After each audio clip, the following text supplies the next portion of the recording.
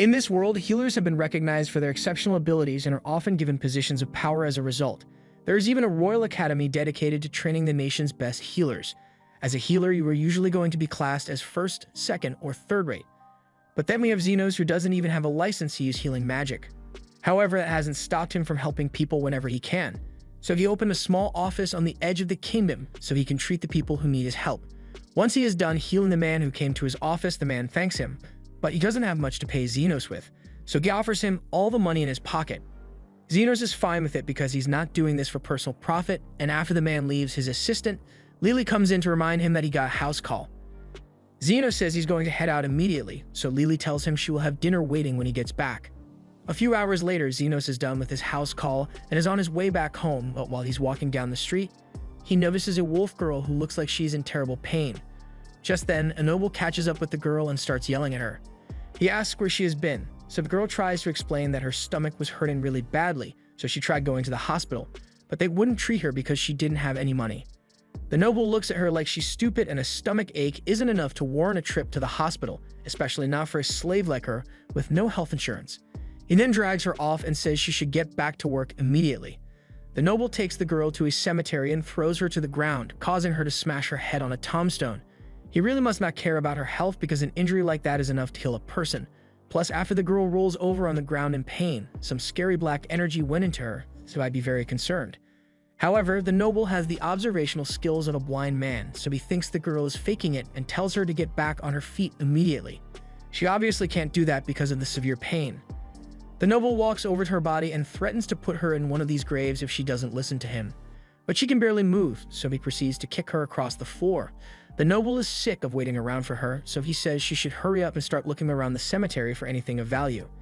He then starts walking away, and maybe it's the severe pain or the fact that she got possessed, but the girl snaps and slashes the noble across the stomach. The noble is in disbelief at first because he has never been injured so badly before.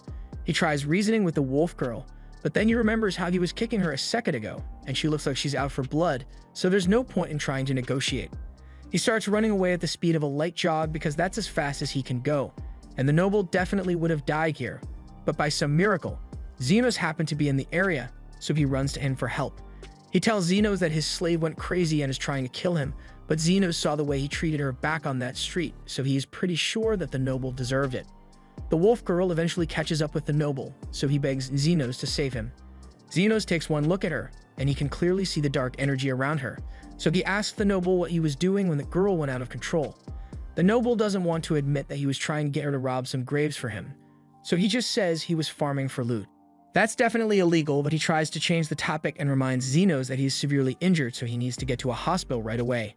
He even offers to pay Zenos if he can save him from the girl, but Zenos doesn't care about money. However, he also took an oath to save people's lives, so when the girl charges at the noble, Zenos pulls him out of the way in time. The girl then throws a bunch of rocks at Zenos, so he skillfully evades them without much effort. If he is skilled enough to do that, the noble thinks he should be able to kill the girl, but Zenos firmly refuses because he has a strict no-kill rule. The noble tells him to stop spouting that Dark Knight nonsense, because if Zenos doesn't kill that girl right now, then she might end up killing the noble. But Zenos still refuses because as a healer, his goal is to save as many people as possible. And immediately after saying this, he proceeds to punch straight through a rock that the girl threw at him. And I'm pretty sure healers can't normally do that. Zenos can tell that the girl is incredibly fast. In fact, she's way faster than a demi-human should be, so he knows something is wrong.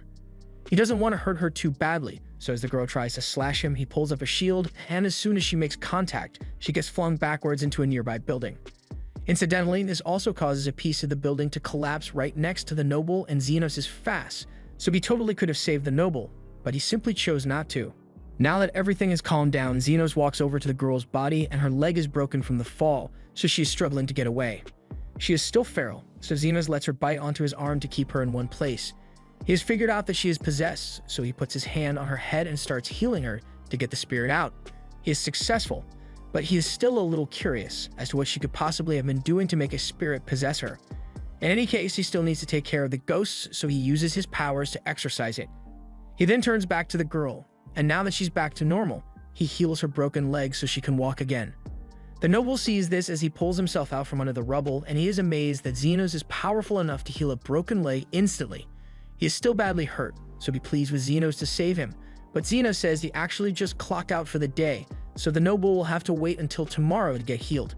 The noble knows he's going to bleed out in a couple of hours, so he begs Zenos to heal him right now. Zenos eventually agrees, but he says it's going to cost him extra. The noble doesn't care about the price, so he gives Zenos all the money he has. This is well above the current market rate for healing, so he assures Zenos should be satisfied, but to his surprise, Zenos says this is nowhere near enough. He doesn't usually care about payment, but considering how scummy the noble was acting earlier, Zenos is feeling very capitalistic right now. The noble threatens to report Zenos for extortion, but that wouldn't bother him since he doesn't have a license in the first place. He's technically an illegal healer, but the noble probably knows all about illegal stuff considering the fact that he has been grave robbing. Anyway, Zenos is willing to make a deal, so he tells the noble that he is willing to accept alternative payment, so in addition to the gold, he wants to take the noble's slave. The noble never cared about the girl anyway, so he agrees to Zenos' terms, and as soon as Zenos heals him, he hands over the girl's slave contract. The noble then walks off in a fit of rage, so Zenos sits on the floor next to the girl and waits for her to wake up. When she finally regains consciousness, she is surprised to see a man sitting next to her, and asks him who he is. Zenos tells her his name and explains that he just bought her, so from now on she's his slave. With that out of the way, he tells Till to take off her clothes immediately. Till gets flustered and asks him if he's serious, but Zenos isn't joking. He says he paid a lot for Till, so he needs to make sure his property is in good condition. Till eventually does as he says since she can't disobey her master, and once Zenos gets a good look at her body, he can immediately tell what's wrong. He noticed that she was in pain earlier, and that's because she has a gallstone blocking her bile duct. It should be easy enough for him to fix, so he reaches for her stomach and uses magic to perform the operation. In an instant, the gallstone is removed and Till no longer feels any pain, so she asks Zenos what he did. Zenos explains that all he did was open up her stomach, extract the gallstone, and close her back up in a fraction of a second. A totally normal procedure. Zenos doesn't think there's anything special about it, but Till knows for a fact that no other healer could do something like that. She thanks Zenos for healing her, but he tells her a thank you isn't enough. He invested a lot into her, so he's going to need Till to work to pay him back.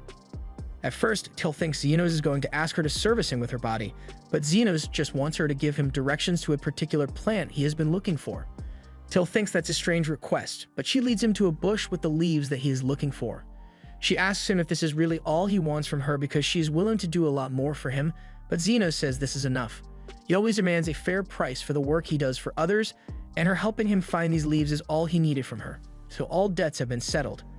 He then tears up Till's slave contract and tells her she can do whatever she wants with her life now. Till doesn't really know what to do with herself now that she's not a slave anymore, but she's free to try all sorts of new things now, and it's all thanks to Zenos. She asks if she can come see him again, and Zenos says that if she's ever hurt, he will be glad to heal her, but not for free of course. Meanwhile, back at home, while Zenos was out working, Lily began preparing dinner. The food smelled so good that the resident ghost, Camilla, had to come down to see what was cooking. Lily notices her, and Camilla says she's excited to taste Lily's cooking, but the food won't be ready for a while, so she's going to have to wait in her room. Just then, a girl named Zofia came in looking for Zenos, but Lily tells her that he's out on a house call, so he's not here right now. Zofia was hoping to get Zenos all to herself by coming early today, but since he's not here, she decides to wait until he gets back. It looks like Zofia wasn't the only one who wanted to see Zenos today, because a few moments later, Linga shows up looking for him as well.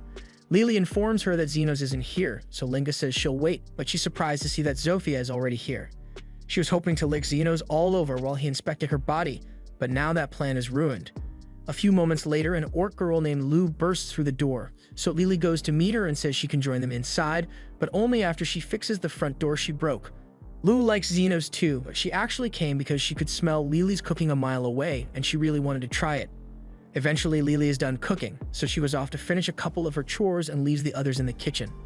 The second that Lily leaves the kitchen, the demi-human girls can no longer resist the smell of Lily's food, so they all go to give it a taste test. But they're definitely smart enough to know not to empty out the entire pot. Never mind, that pot looks pretty empty now.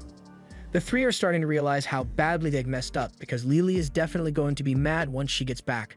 A few moments later, Lily returns, and after seeing what has happened, she smiles at the girls and demands that they explain themselves. Later that night, Zenos finally returns home and Lily apologizes because dinner isn't ready like she had promised. There was a bit of a problem with the food, but she already found the solution. She sent the girls out to gather ingredients for her to make a new dish, and by the time they return, they brought way more ingredients than she expected, so Lily will be able to make a feast night. But before that, she knows Zenos must have been working hard all day, so she says she'll prepare a cup of tea for him so he can relax. Zenos was once part of a world-class adventurer party, but one day the party leader, Aston, throws a gold coin at him to remind him that he is poor and says he is kicking Zenos out of the party. He tells Zenos he is a worthless waste of space and the party is better off without him, but Zenos knows for a fact that he is the only thing keeping this party together. However, Aston refuses to believe that. He only recruited Zenos to use him as a human shield since no one would care if he got killed in battle. But now that their party has become strong, Zenos tries to tell him that the only reason they are strong is because he is there to heal them every time Aston does something stupid. But Aston tells him his shady, self-taught healing skills are worthless, and any other healer could do a better job than him. Meanwhile, out in an alley, two slave traders are trying to hold an elf girl down so they can tie her up to be sold later. The woman warns her partner to be careful not to hurt Lily since elves are really rare, and they can get more money if she's in good condition. The man already has her pinned to the ground, but Lily refuses to go down without a fight, so she kicks him in the balls, and while he is wincing in pain, she starts running away. She probably could have escaped too, but unfortunately, the man had a bow, so he shoots her in the ankle. Lily falls to the ground, and she can't run away anymore, so the man catches up to her.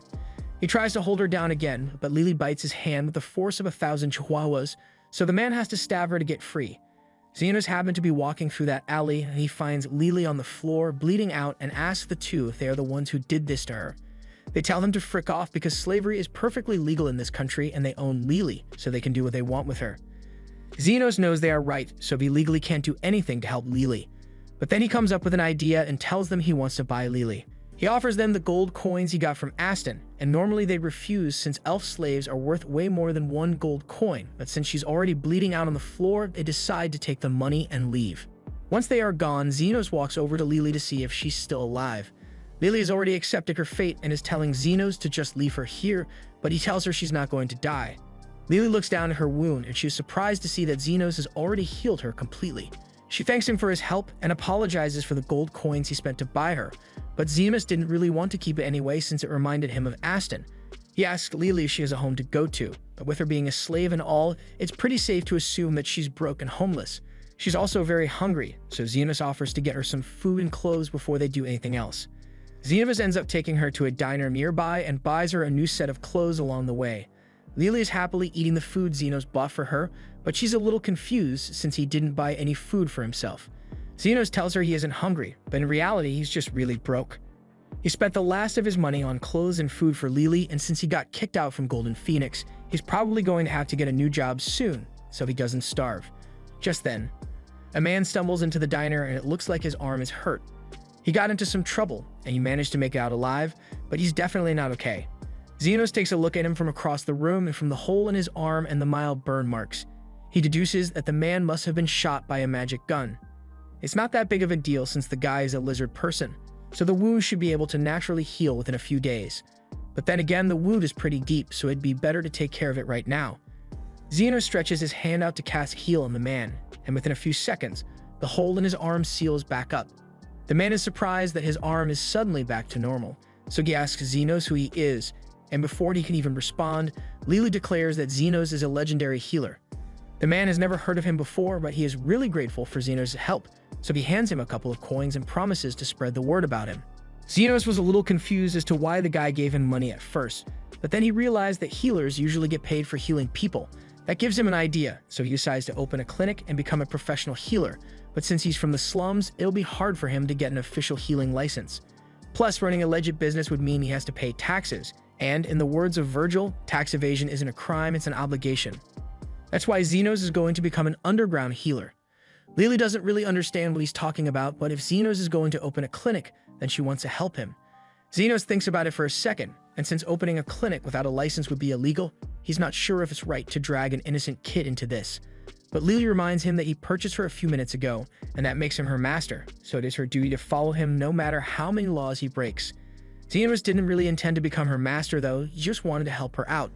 Lily then points out that she has nowhere to go, so if he doesn't take her with him, then it'll be his fault if she ends up as a slave again. Zenos eventually relents and agrees to let Lily come with him, so she swears that she will serve Zenos with every inch of her body, but he asks her to please not make this weird. Anyway, if Zenos is going to open a clinic, He's going to need to solve his current homelessness issue, so he takes Lily to an abandoned section of the city to look for a place to stay. Lily asks Zenos why he wants to live here, so he explains that he needs to stay hidden, so the Royal Association doesn't find out about his illegal clinic. Plus, with how spooky this place is, the property values are the perfect price for his empty wallet. Free. Lily can't deny that, but she is still worried because she knows that scary monsters tend to live in places like this. The two of them eventually find a house that is still perfectly intact, so Zenos thinks he just hit the jackpot, but as soon as Lily sees the place, she is terrified because this looks like a textbook haunted house. If they get unlucky, they might even run into a wraith. Zenos has no idea what a wraith is, so Lily explains that wraiths are terrifying undead monsters who can turn people into ghosts with a single touch. They head inside, but it's pretty dark, so Lily offers to use her magic to provide some light. Zenos is surprised that Lily can use magic, but she can only use basic spells, so she doesn't think it's very impressive. With the room lit up, they can now see everything clearly, and it's just as bad as Lily thought it would be, but Zenos is still pretty optimistic. This place still has a good roof, and the support pillars are sturdy, so it's perfect for their clinic. However, they run into one major problem. There's actually a wraith here, and she says she's going to suck Zenos dry of his life force. Lily is freaking out, but Zenos is just disappointed that the house was already occupied. Carmilla charges at Zenos, but he easily knocks her back with a heal spell and destroys both of her arms. He isn't intimidated by Carmilla at all because back when he was in Golden Phoenix, Aston would often send him into the labyrinth alone whenever he was in a bad mood, and Zenos would constantly run into wraiths down there, so he has defeated at least 100 of them. It turns out that healing magic is pretty effective against undead monsters. Back on topic, he apologizes to Carmilla for barging into her home like this, but there aren't any other options around here, so he asks if she's okay with him moving in. Carmilla feels insulted that Zenos would even suggest moving in with her, the Queen of Wraiths, so she summons a ton of her ghost servants to get rid of him. However, Zenos casually uses a high heal spell to wipe all of them out. Carmilla is stunned by the power Zenos possesses, and she's starting to worry that he might exorcise her, but he really doesn't want to fight Carmilla. He knows it's rude just moving like this, but he really needs a place to stay, so he asks her if she's willing to give him and Lily at least one bedroom and a place for them to treat future patients. Carmilla knows she can't beat Zenos, so she tells him he can have the first floor, but she's keeping the second floor for herself. Zenos thinks that worked out pretty well, but Lily doesn't know if she should be more scared of Carmilla or Zenos. By the next morning, Lily is really bored since there aren't any patients around, so she asks Zenos if she should go outside to do a little advertising. But Zenos doesn't think that's a good idea since the Royal Hospital might find out about this place. Besides, it shouldn't take too long for them to get their first customer, and sure enough, a few minutes later someone walks in. Lily stands up to go greet their first customer, and she's surprised to see that it's the guy Zenos healed yesterday. Zenos had been expecting him to show up sooner or later since law-abiding citizens don't end up getting shot by magic bullets. And guys like him probably don't want to go to normal hospitals for obvious reasons. The man introduces himself as Zond and says he needs Zenos to take a look at his sister. Zenos says he will do what he can, so Sophia shows him her minor flesh wound. Sophia says her arm has been acting funny since yesterday, and after taking one look at the wound, Zenos deduces that Sophia was shot by some sort of magic with a poison attribute. Sophia asks him if there is anything he can do about it, but since Sophia spent all night with it like that, all her arm tissue is pretty much dead. He tells her it is better to just chop the whole arm off to avoid spreading the poison. Sophia is disappointed to hear that she has to lose an arm, but it is what it is, so she asks Zenos how much it will cost for Zenos to amputate it. He tells her she'll have to pay 1,000,000 yen, and as soon as he says that, Zond is enraged because that's an outrageous price for a simple amputation. He's ready to throw hands over this, but Sophia tells him to calm down and starts trying to negotiate with Zenos. She asks him if he really wants to give her such a high price when she's Sophia the Tornado. Sophia is the leader of one of the 3 gangs that run this area, and Zenos is well aware of who she is, but he refuses to do work for free, especially because regeneration is so tiring. Sophia is confused since she has never heard of a healer who could regenerate limbs, and Zenos is confused as well since he didn't know other healers couldn't regenerate limbs. He trained himself to be a healer, so he doesn't know what counts as normal. But that doesn't matter right now, so he asks Sophia if she wants to go through with the procedure. Sophia agrees, so Zenos sets her down on a table and gets ready to amputate the arm. He creates a magic scalpel to do it, but Sophia is a little concerned since she has never seen anything like it before. Zenos explains that it's just a blade of condensed magic that he can conjure at will. It is super sharp and completely sterile, so it's perfect for performing surgeries, but again, most healers can't do that. Zenos begins the operation and uses a constant flow of healing magic to numb the area. He then chops off the infected arm and gets ready to regenerate a new one. He raises the output of his healing magic and begins reforming Zophia's arm, layer by layer, until it's as good as new. Zophia is amazed and grateful that Zenos really regenerated her arm, so she has no complaints about his price anymore. She also says she'll start sending her injured subordinates to Zenos if he's okay with it. And as long as they are paying customers, Zenos doesn't mind. Over the next few days, Zenos has been getting a lot of patience from the lizardmen faction, so Lily makes some tea for him to relax. Zenos thanks her for being so considerate, but he wonders why she made 3 cups instead of 2. Lily says she made one for Carmilla to drink, but Zenos isn't sure she'll want to join them down here. However, Carmilla apparently really likes tea. While they are taking a break, Lily asks Zenos if he knows why the lizardmen are always getting injured so badly.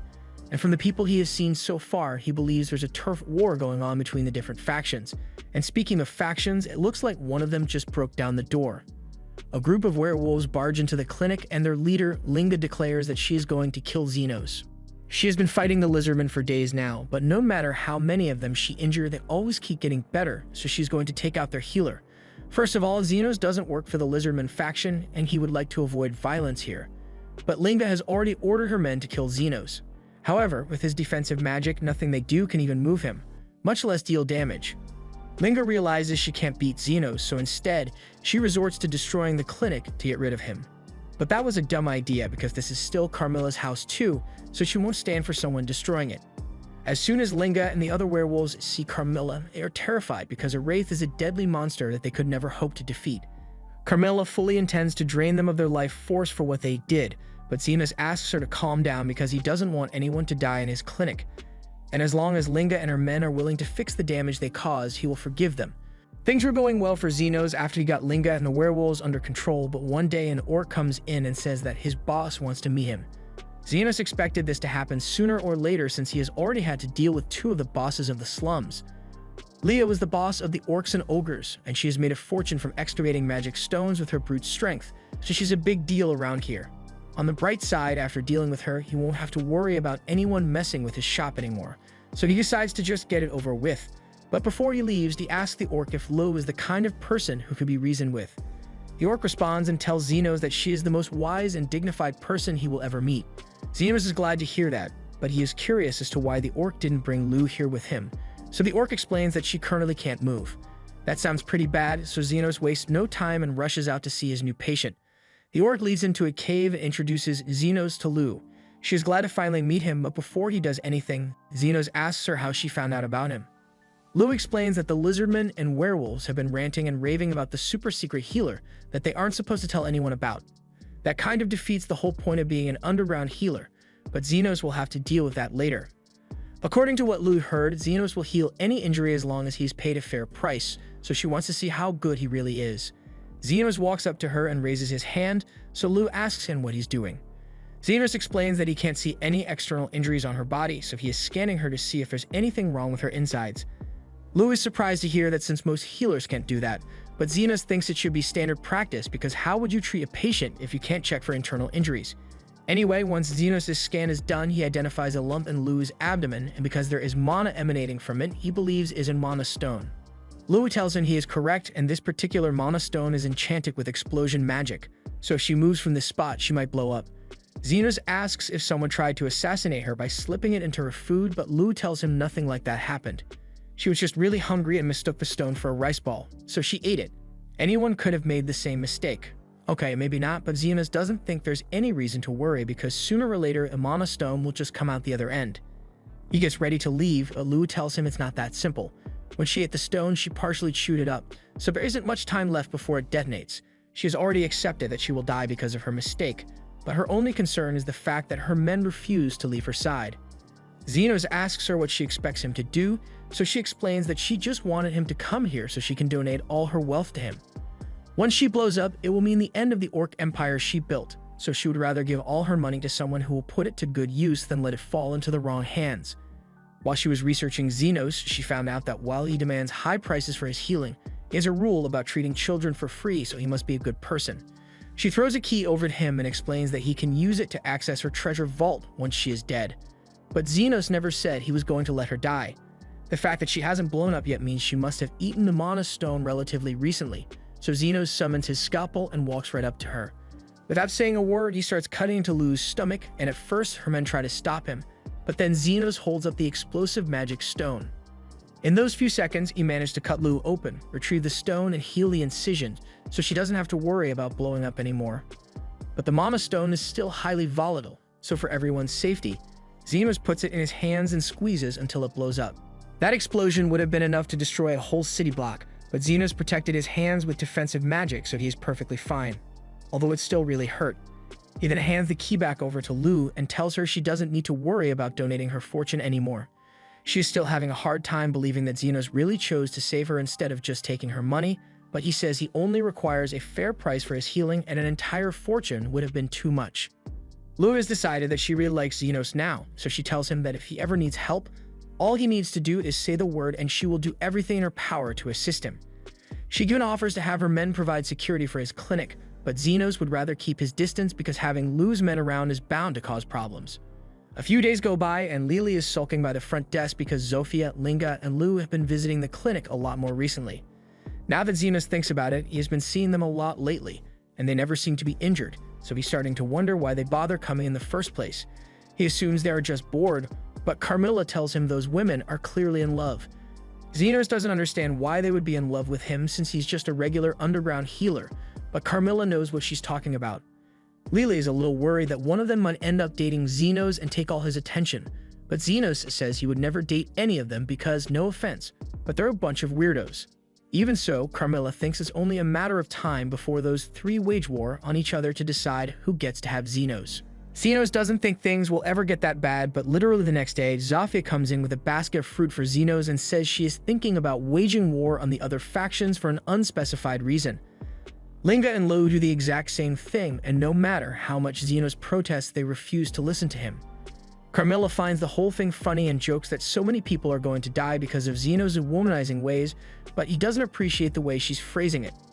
The death battle is set to start by noon today, but he can't just let them kill themselves over him, so he has to do something.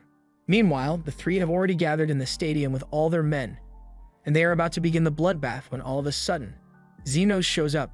They all turn to him to see what he's going to say, but he tells them he's not here to stop the fight. He knows they have long-standing grudges against each other, so he's going to let them duke it out with one another until they are satisfied. Since Zenos has given them approval for the battle, all the girls agree to fight with everything they've got, and whoever survives will get to claim Zenos' virginity. Zenos doesn't remember agreeing to that last part, but before he can say anything, the fight has already begun. Zofia makes the first move and tries to cut Linga's head off with her daggers, but Linga manages to dodge in time and backflips away. Meanwhile, Lo jumps in and tries to dropkick Zofia, but Zofia moves out of the way, so a bunch of background characters get hit instead. Zofia and Linga clash again, but before they can land a hit on each other, Lo comes in from the top rope and nearly smashes both of them. Zofia gets pushed into the orc corner of the stadium, so she starts attacking the orcs, and the others start doing the same with the members of the opposing factions. It's a gruesome sight with people getting cut up left and right, but to everyone's shock, even after fighting for 6 hours, not a single person has died yet. Just then, Zofia notices that the wounds on her arms are healing on their own, and Zenos tells them that he's the one behind it. He agreed to let them have their little death battle, but he never agreed to let any of them die, because after all, they are still his patients. Zofia feels kind of stupid for not realizing what Zenos was doing until now, but none of them knew it was possible for a healer to heal so many people at once, let alone do it constantly for over 6 hours. They realize that at this rate, the fight is never going to end, and that's the exact point Zenos was trying to make. Unless they can come to terms with one another, they will never be able to live in peace. But if they feel the need to continue fighting, then he will be right here to heal all of them. And just to be clear, he's going to be charging them for his time. The girls now realize how stupid it was to start a war over nothing, so they all agree to get along with each other going forward. However, they're still going to keep fighting over Zenos. They just promise to keep it non-violent. Meanwhile, Lily asks Zenos why he went through all the trouble to do this, so he recalls something that his teacher once told him. A healer is third-rate if they can only heal injuries, second-rate if they can heal the whole body, and first-rate if they can make the world a better place. So while Zenos doesn't think he has what it takes to be a first-rate healer, he still wants to try to make these slums a better place. And besides, if he let all of them die here, he wouldn't have any more patients to treat at his clinic. At least that's what Zenos says, but Lily knows he is just saying that to hide how much he really cares. if the different demi-human factions start getting along and they won't fight anymore, and that would mean Zenos won't get as many patients as before. Yet he still chose to help them anyway. That's part of the reason she likes him so much, and she says this to him directly, but Zenos doesn't really understand what she means. Anyway, it's getting late, so he plans to go collect his payment and head home for the day. Lily is surprised because she thought he was joking when he said he would charge them for the healing he did during the fight, but Zenos was dead serious. Healing that many people is really exhausting, so of course he wants to get paid for it. Meanwhile, over in the capital, the commander of the Royal Knights is meeting with the vice commander, Krishna. She asks the commander if something happened, and he explains that he heard a rumor that says the war between the demi-humans suddenly ended. Krishna is surprised to hear that since the demi-humans have been at war over the slum territory for years, so she finds it hard to believe they suddenly decided to get along. The commander doesn't really believe it either, but if it really is true, then he needs to do something about it. This kingdom has existed with royals and nobility sitting at the top for centuries, and it has stayed that way because all the poor people who are treated unfairly are usually too busy fighting amongst themselves to be a significant threat. However, if they are at peace, then they could form a united front, and then they might start demanding things like universal healthcare, and nobody wants that, right? The rumors say that an individual mediated between the demi-humans to get them to stop fighting, so the commander is putting Krishna in charge of dealing with him. Krishna understands, so she promises to find this individual and arrest him for the heinous crime of bringing peace. Meanwhile, over in Zenos' clinic, he sneezes because people are talking about him, and as soon as this happens, everyone gets worried that he might have a cold. Linga offers to let him use her tail as a blanket, and Lou offers to let him warm his face up between her thick thighs. Zenos tells them it was just a regular sneeze, and he still needs to heal Zofia, so they should quiet down until he is done. Zenos heals Zofia's arm, and she thanks him for his help, but it has been a while since Zenos had to heal her, so he asks how she got hurt. Zofia explains that she was injured while she was working last night. She steals from the corrupt aristocrats and redistributes it to the poor. But when she was sneaking into an aristocrat's house yesterday, she got attacked by the vice commander of the Royal Knights. She's a crazy woman named Krishna, and she'll blast you with magic fire guns on sight if she catches you.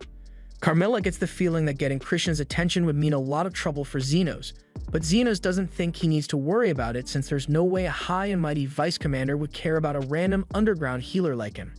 Meanwhile, Krishna is in the slums looking for information about Zenos. She sees all the demi-humans getting along, so she walks up to a lizardman and asks him to tell her who is responsible for ending the war between the demi-humans. The lizardman doesn't know who Krishna is, and he knows that Zenos is trying to keep a low profile, so he says he can't tell her anything. He tries to walk away, but then Krishna pulls out her gun and she says she'll shoot him if he doesn't answer her questions. However, the lizardman is willing to get shot for Zenos' sake, so he tells her to do it already. Just then, Zofia and her brother happen to be passing by, and Krishna isn't prepared to deal with them right now, so she decides to run away. She ends up getting lost in the abandoned part of the city, and by pure chance, she comes across Zenos' clinic, so she steps inside to ask for directions. Zenos is willing to show her how to get back to the main city, but then Lily comes out with some tea, and as soon as Krishna sees Lily's elf ears, she blasts Zenos in the head with her gun. Lily can't believe Krishna would shoot Zenos in the head out of nowhere like that, but Krishna says she has a perfectly justified reason. In addition to her current mission, she was tasked with investigating a string of recent kidnappings in the area. And since Zenos is a human while Lily is an elf, Krishna immediately assumed that Zenos must have kidnapped Lily and responded by shooting him in the head. There are so many problems with Krishna's logic here. So Lily explains that Zenos basically adopted her, and she is here of her own free will. Krishna realizes that she might have jumped to conclusions, and now that she thinks about it, it would be odd for a kidnapping victim to be as happy as Lily. On the bright side, the bullets she used were non-lethal, so she's pretty sure she didn't kill Zenos, but she thinks he might have been knocked unconscious from the blast. However, to her surprise, Zenos seems to be perfectly fine. She apologizes for jumping to conclusions and shooting him like that, but she is curious as to how he managed to survive it unharmed. He tells her he just used some defensive magic to block the bullet before it hit him, but Krishna doesn't believe it because no ordinary defensive magic should be able to stop her bullets. As far as Zenos knows, his defense magic should be totally ordinary, so he has no idea what she's talking about, but over her years as the vice commander of the Royal Knights, she has seen a lot of defensive magic, and she knows Zenos' shields are on par with a Grand Sorcerer. Once Krishna mentions that she is the vice commander of the Royal Knights, Zenos and Lily are put on edge because they realize her being here might spell trouble for them, and Krishna apparently has something that she wants to ask Zenos for help with. To avoid another confrontation, Zenos agrees to talk to her, But he also sends out a warning to all of its clients to make sure none of them show up while Krishna is around. They all sit down and Krishna tells Zenos that she's currently on a secret mission here and she would like his assistance. Zenos says he doesn't want to get involved, but Krishna insists that it is the duty of all citizens to cooperate with the orders of knights. With how much of a loose cannon Krishna is, Zenos is worried she might shoot him again if he refuses to help, so he decides to play along. She informs him that her mission is to find a particular man and arrest him on sight. She doesn't have a name or description, but this mediator is the one who ended the war between the different factions. Zenos spits up his tea once he realizes that the person Krishna is trying to arrest is him, but he plays it cool and asks her why she is hunting the mediator down. Krishna explains that the knight's orders simply cannot ignore someone with the power to bring peace between the factions, but when she tried violently interrogating one of the locals, he refused to tell her anything despite her threats. In Krishna's mind, if the people of the slums aren't willing to sell out the mediator, then that must mean he's an evil mastermind who must be stopped. Zenos tries to explain to her that it's possible that this mediator is trying to avoid a spotlight, so if she just leaves and gives up on searching for him, he probably won't cause any trouble. Krishna asks Zenos if he happens to know who the mediator is, so he makes up an excuse and says he is just speaking from instinct. In any case, Krishna can't simply ignore the mediator because she was given a direct order from her commander, and anyone with the power to stop the war between factions is too much of a threat to leave unchecked. Lily speaks up and says Krishna doesn't have to worry about the mediator destabilizing the nation because he is only interested in making money from honest work. But from the way Lily is talking about the mediator, it seems like she knows him personally. Lily panics and starts telling Krishna that she doesn't know the mediator either, and Krishna is starting to get suspicious, but she lets it go for now. It's getting late, so Zenos tries to use that as an excuse to get Krishna to leave, but while he is pushing her out, she notices the bed in the corner. She finds it odd that Zenos would put a bed down here, and Zenos doesn't want to explain that he and Lily share it because there's a wraith upstairs, so he tells her it's just a spare bed. As soon as Krishna hears this, she asks Zenos if he would be willing to let her use it. She has been having trouble finding a base of operations within the slums, so she would appreciate it if Zenos let her stay here until her mission is over. And of course, she's willing to pay for the accommodations. Zenos can't really refuse without making Krishna suspicious, so he ends up agreeing, and Carmilla finds the whole thing hilarious. Lily makes a little green tea for their new guest, but Krishna can't handle hot drinks, so she starts blowing on it. Lily is still jealous that there's a new woman here trying to steal Zenos' attention away from her. So to demonstrate her superiority, she sits on Zenos' lap and asks him to pat her head as usual. Zenos does what Lily wants, but he's a little confused by her random request, so Carmilla comes over and tells him Lily is jealous. Zenos is startled since Carmilla just whispered in his ear while invisible, but she's just really invested in all the drama. Lily refuses to let Krishna steal Zenos' affection, so she dotes on him even more than usual to assert dominance. But Krishna doesn't seem to care at all and is still busy blowing on her tea. Eventually, Lily falls asleep, so Zenos tucks her into bed and goes back into the living room to continue his discussion with Krishna. He explains the whole story about how he rescued Lily from slave traders, and it seems those slave traders were part of an illegal trafficking ring that operates around here. That explains why Lily was so trigger-happy earlier, but unfortunately, Zenos doesn't have any information about the traffickers. On another note, Krishna has a question she would like to ask, since it's clear that Zenos must be a master mage who has perfected his defense magic. Krishna wants to know if it would be possible to regenerate an entire arm if someone put an equal amount of training into healing magic. Zenos is about to ask if it's really a big deal for a healer to regenerate an arm, but before he could finish his sentence, Krishna says it should be impossible. The only people who would have that kind of power would be saints or the highest level of healers. Zenos asks why she's bringing this up, so Krishna explains that she recently got into a fight with Zofia, and she recalls doing a lot of damage to Zofia's arm. Yet when she saw Zofia yesterday, her arm was back to normal. She believes there must be a healer in the slums who is capable of regenerating an arm, and if that's true, then it would make sense for that person to hold a considerable amount of influence over the faction leaders. Krishna plans to resume her investigation in the morning to look for any clues to lead her to this evil healer, but Zenos has no idea why she believes a healer would be evil.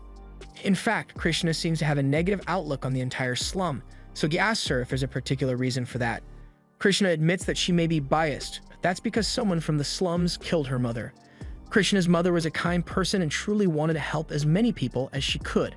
She would often go to the slums and organize events to feed the people in the slums who couldn't afford to buy food, but one day she just didn't come back. According to the witnesses, Krishna's mother was attacked and killed in order to steal her wedding ring, and she was devastated when she found out. Her mother had saved so many people from dying from hunger, yet no one was there to save her when she needed help.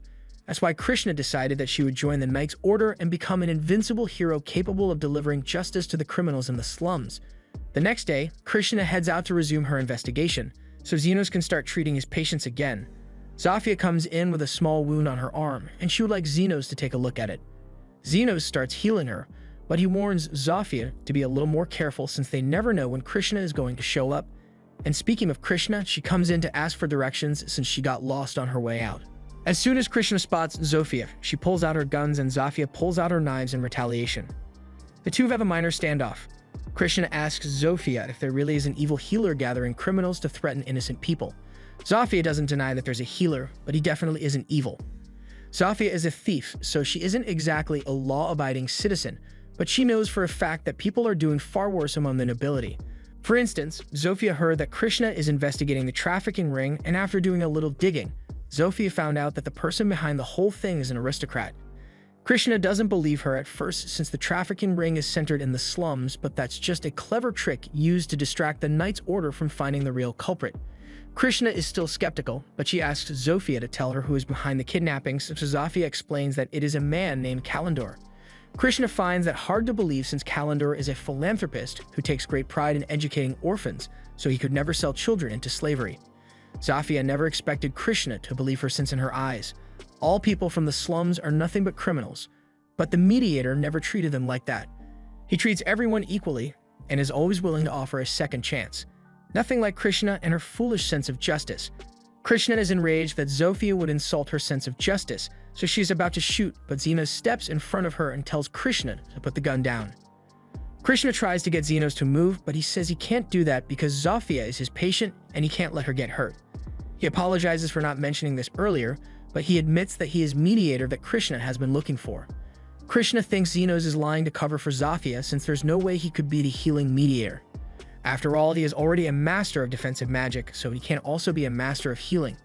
Zenos wouldn't exactly call himself a master, but he is sure that he is skilled in both healing and defense magic since both just require him to amplify a body's natural functions. None of this makes any sense to Krishna, but she still doesn't believe that Zenos is the healer.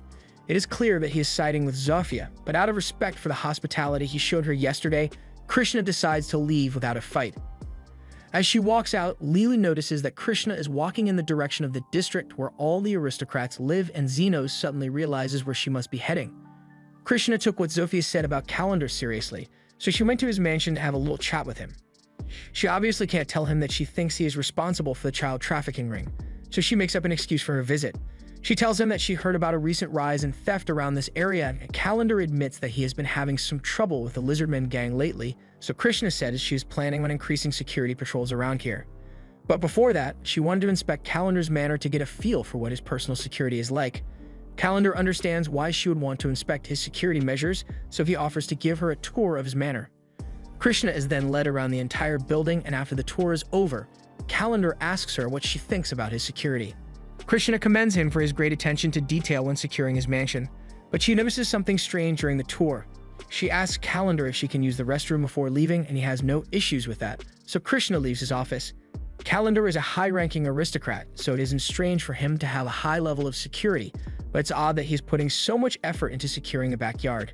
She realizes there might be something there, so she takes a look over the wall and spots a secret entrance. She heads down the tunnel, and to her horror, she finds out that Zofia was right.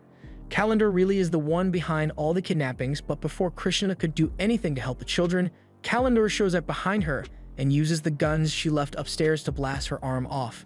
He finds it funny that he was able to get rid of a knight so easily and tells her she shouldn't have come snooping around here. Now all he needs to do is finish her off so he can continue his trafficking operation, but before he could do anything, Zofia and Zenos show up. Zenos was worried that Krishna would get hurt when he realized where she was going, so he asked Zofia to show him the way here. Kalendor refuses to let any witnesses survive, so he sets Krishna's gun to the lethal setting and shoots Zenos in the face. However, to his utter shock, Zenos is still in one piece after getting hit, although the lethal blasts kinda hurt.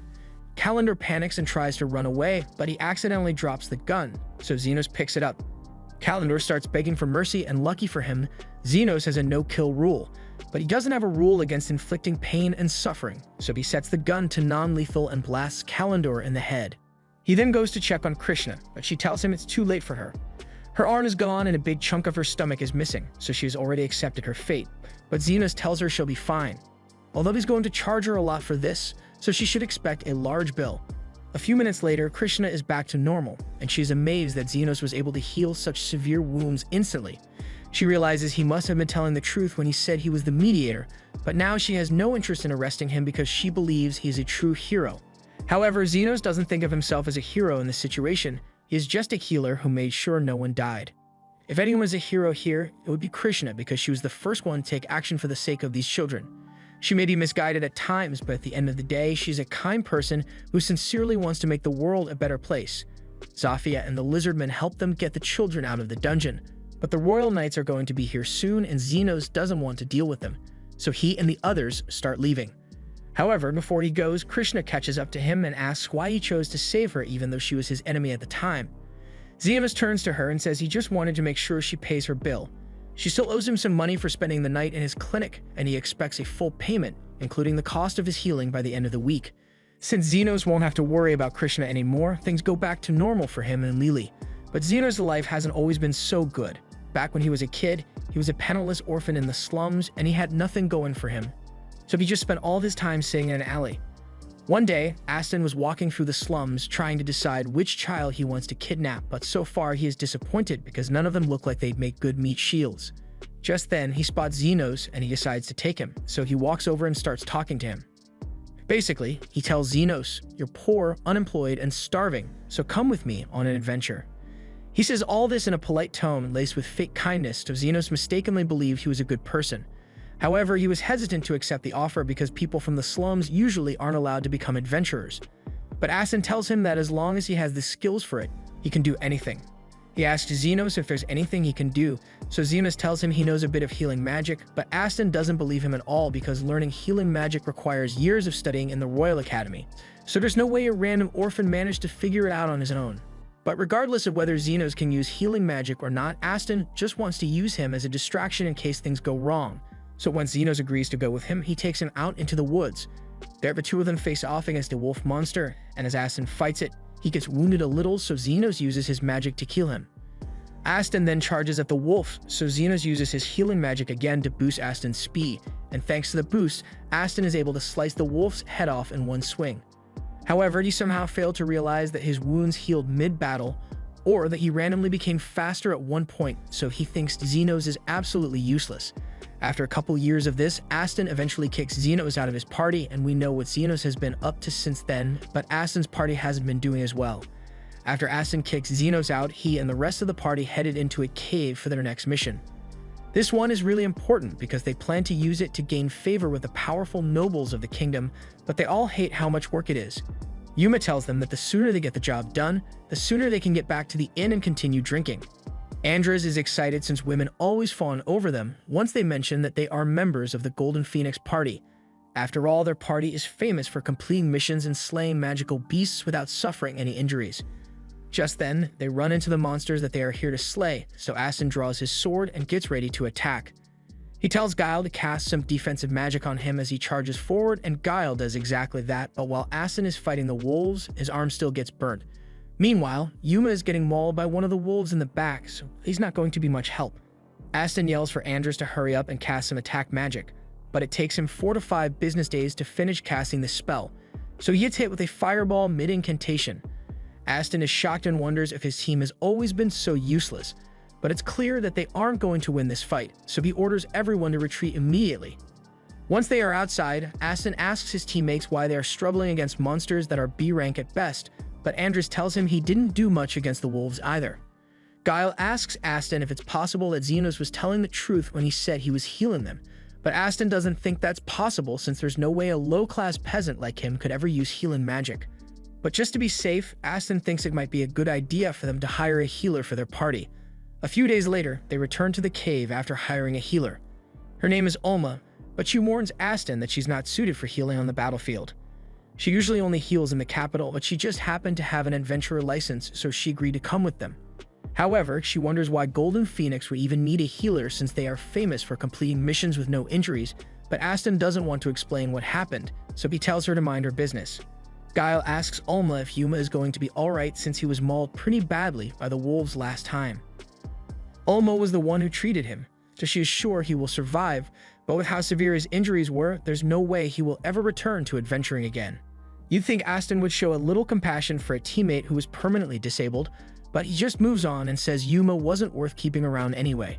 And in case you are wondering why this mission is so important, a lord says he wants to make a scarf out of one of the fire foxes as a gift for his daughter. And if it will get Aston in the good graces of Lord Fennel, he is willing to risk his life for that scarf. However, not even 2 seconds later, his plan starts falling apart because the wolves launch a surprise attack. Aston immediately starts fighting back and asks Guile to cast his defensive magic on everyone, but as Aston charges forward, he fails to land even a single hit on one of the wolves. The wolves then shoot 4 fireballs at him, and Aston is able to block 3 of them, but the final blast hits Andres in the gut, and he's down for the count. Aston keeps trying to hit the wolves to no avail, but then Ulma yells that they need to retreat because Andres is in critical condition. Aston can't believe everything is falling apart yet again, so once they get outside, he yells at Guile and asks why he didn't use defense magic to protect Andres.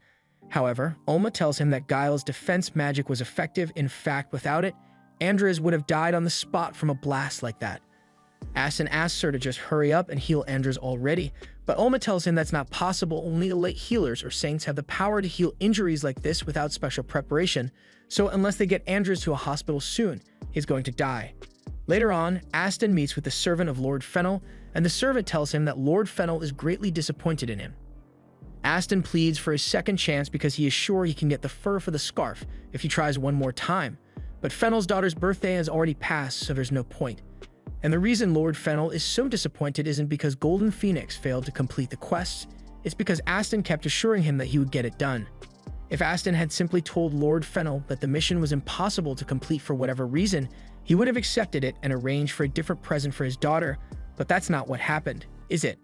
For a second, Aston tries to put all the blame for this whole mess on Zenos, but then he remembers that he never officially registered Zenos as a member of the party. So as far as anyone is concerned, Zenos was never a member of the party, and he can't be blamed for anything. Instead, he is forced to bow his head and apologize for all the trouble he caused, but he hates the fact that he is bowing to a servant like this. He promises that he will make up for it, but Lord Fennel's servant asks him how he plans to do that when half of his team members are practically dead already. Aston assures him that he plans to recruit new members to make up for the losses, and next time Lord Fennel gives them a mission, he will make sure they complete it. With that, Lord Fennel's servant leaves, but Guile asks Aston if it's really a good idea to be making promises like that. After all, they've got no leads on skilled people to recruit, and there's no way they could handle quests with just the 2 of them. Aston tells Guile he doesn't have to worry because he already has a plan. He still doesn't think Zenos is worth much, but he can't deny that the party was a lot better when he was around, so Aston plans to just bring him back. And he is convinced that Zenos will be desperate to rejoin Golden Phoenix despite all the poor treatment he got. The next day, Aston and Guile head into the slums to look for Zenos, but they have no idea where to start looking, so Aston comes up with a bright idea. He's going to hire the 3 faction leaders to help him find Zenos, and he's sure they'll do it because lowlives like them will do anything for money. A little while later, he has a lizardman lead him to Zafia and says he wants to hire her for a job. Zafia isn't really interested since this is cutting into her daily clinic visit time, but she's willing to hear out a paying client. Aston introduces himself as the leader of Golden Phoenix and tells Zofia that he is looking for a man named Zenos who came to the slums about 2 months ago. Zafia can't believe what she's hearing at first because Zenos told her all about how Aston kicked him out of Golden Phoenix, and that was already a dumb move, but she never thought Aston would be dumb enough to come looking for Zenos afterward. She tells Aston to get out of her sight because Zenos has better things to do than meet with him, and frankly, the sight of Aston disgusts her. Aston gets offended, and for a moment, he considers attacking Zofia, but then he realizes he would get his ass handed to him, so he backs off. Since Zofia refuses to help him, Aston tries going to Linga's faction for help, but as soon as she figures out who Aston is, she tells him to get lost. Aston is shocked that Linga is friends with Zenos too, and just in case he's thinking of causing a scene, Linga reminds Aston that she could kill him 3 times over before he even blinks if she wanted to. Aston then tries going to Lou for help, but just like the others, she tells him to go to hell. And if she finds out he's been harassing Zenos, she's personally going to squish his head between her thighs. Aston and Guile immediately leave Lou's cave, and Aston can't believe that all the faction leaders care about Zenos this much. He tries to convince himself that they must be talking about some other guy called Zenos, because there's no way the Zenos he knows could have that much influence here. But speaking of Zenos, Guile happens to spot him walking down the street with Lily, Lily and Zenos just finished their shopping for the day, so they were getting ready to head home when Aston suddenly calls out to Zenos. Zenos is shocked to see Aston and Guile again, but he doesn't really like looking at them, so he starts walking away.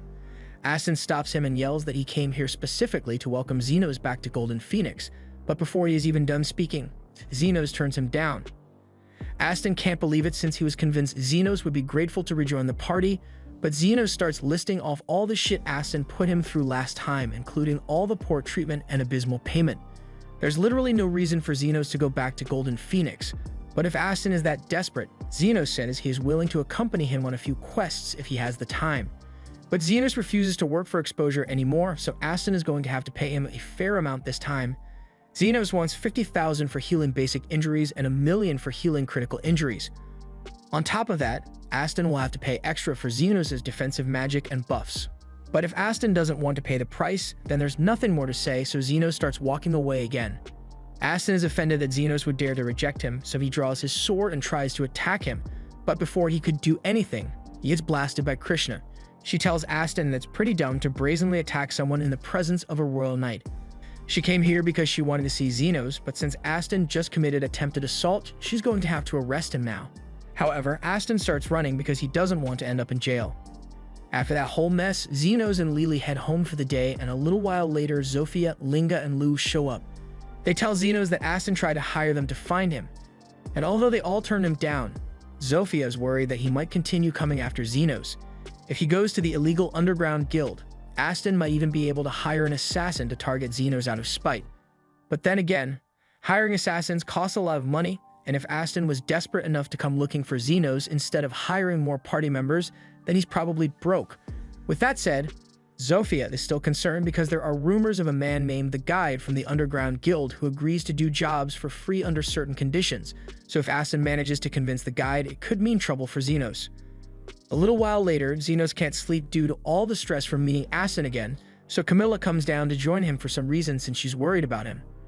While she's here, Camilla asks Zenos if it's really true that he learned how to use healing magic in the slums, so he explains that he was trying to revive a corpse, and healing magic just came naturally to him after that. Carmilla tells him that resurrection magic is forbidden, but in Zenos' defense, he had no idea it was forbidden when he first tried it. Speaking of forbidden magic, Carmilla recalls something akin to artificial life from back when she was alive. It was during the time the Demon Lord was still alive, and he often fought wars with golems brought to life by forbidden magic. Just then, Zenos hears a commotion outside, so Carmilla offers to go check it out, and to her horror, she sees a large chunk of the slums on fire as a golem goes on a rampage.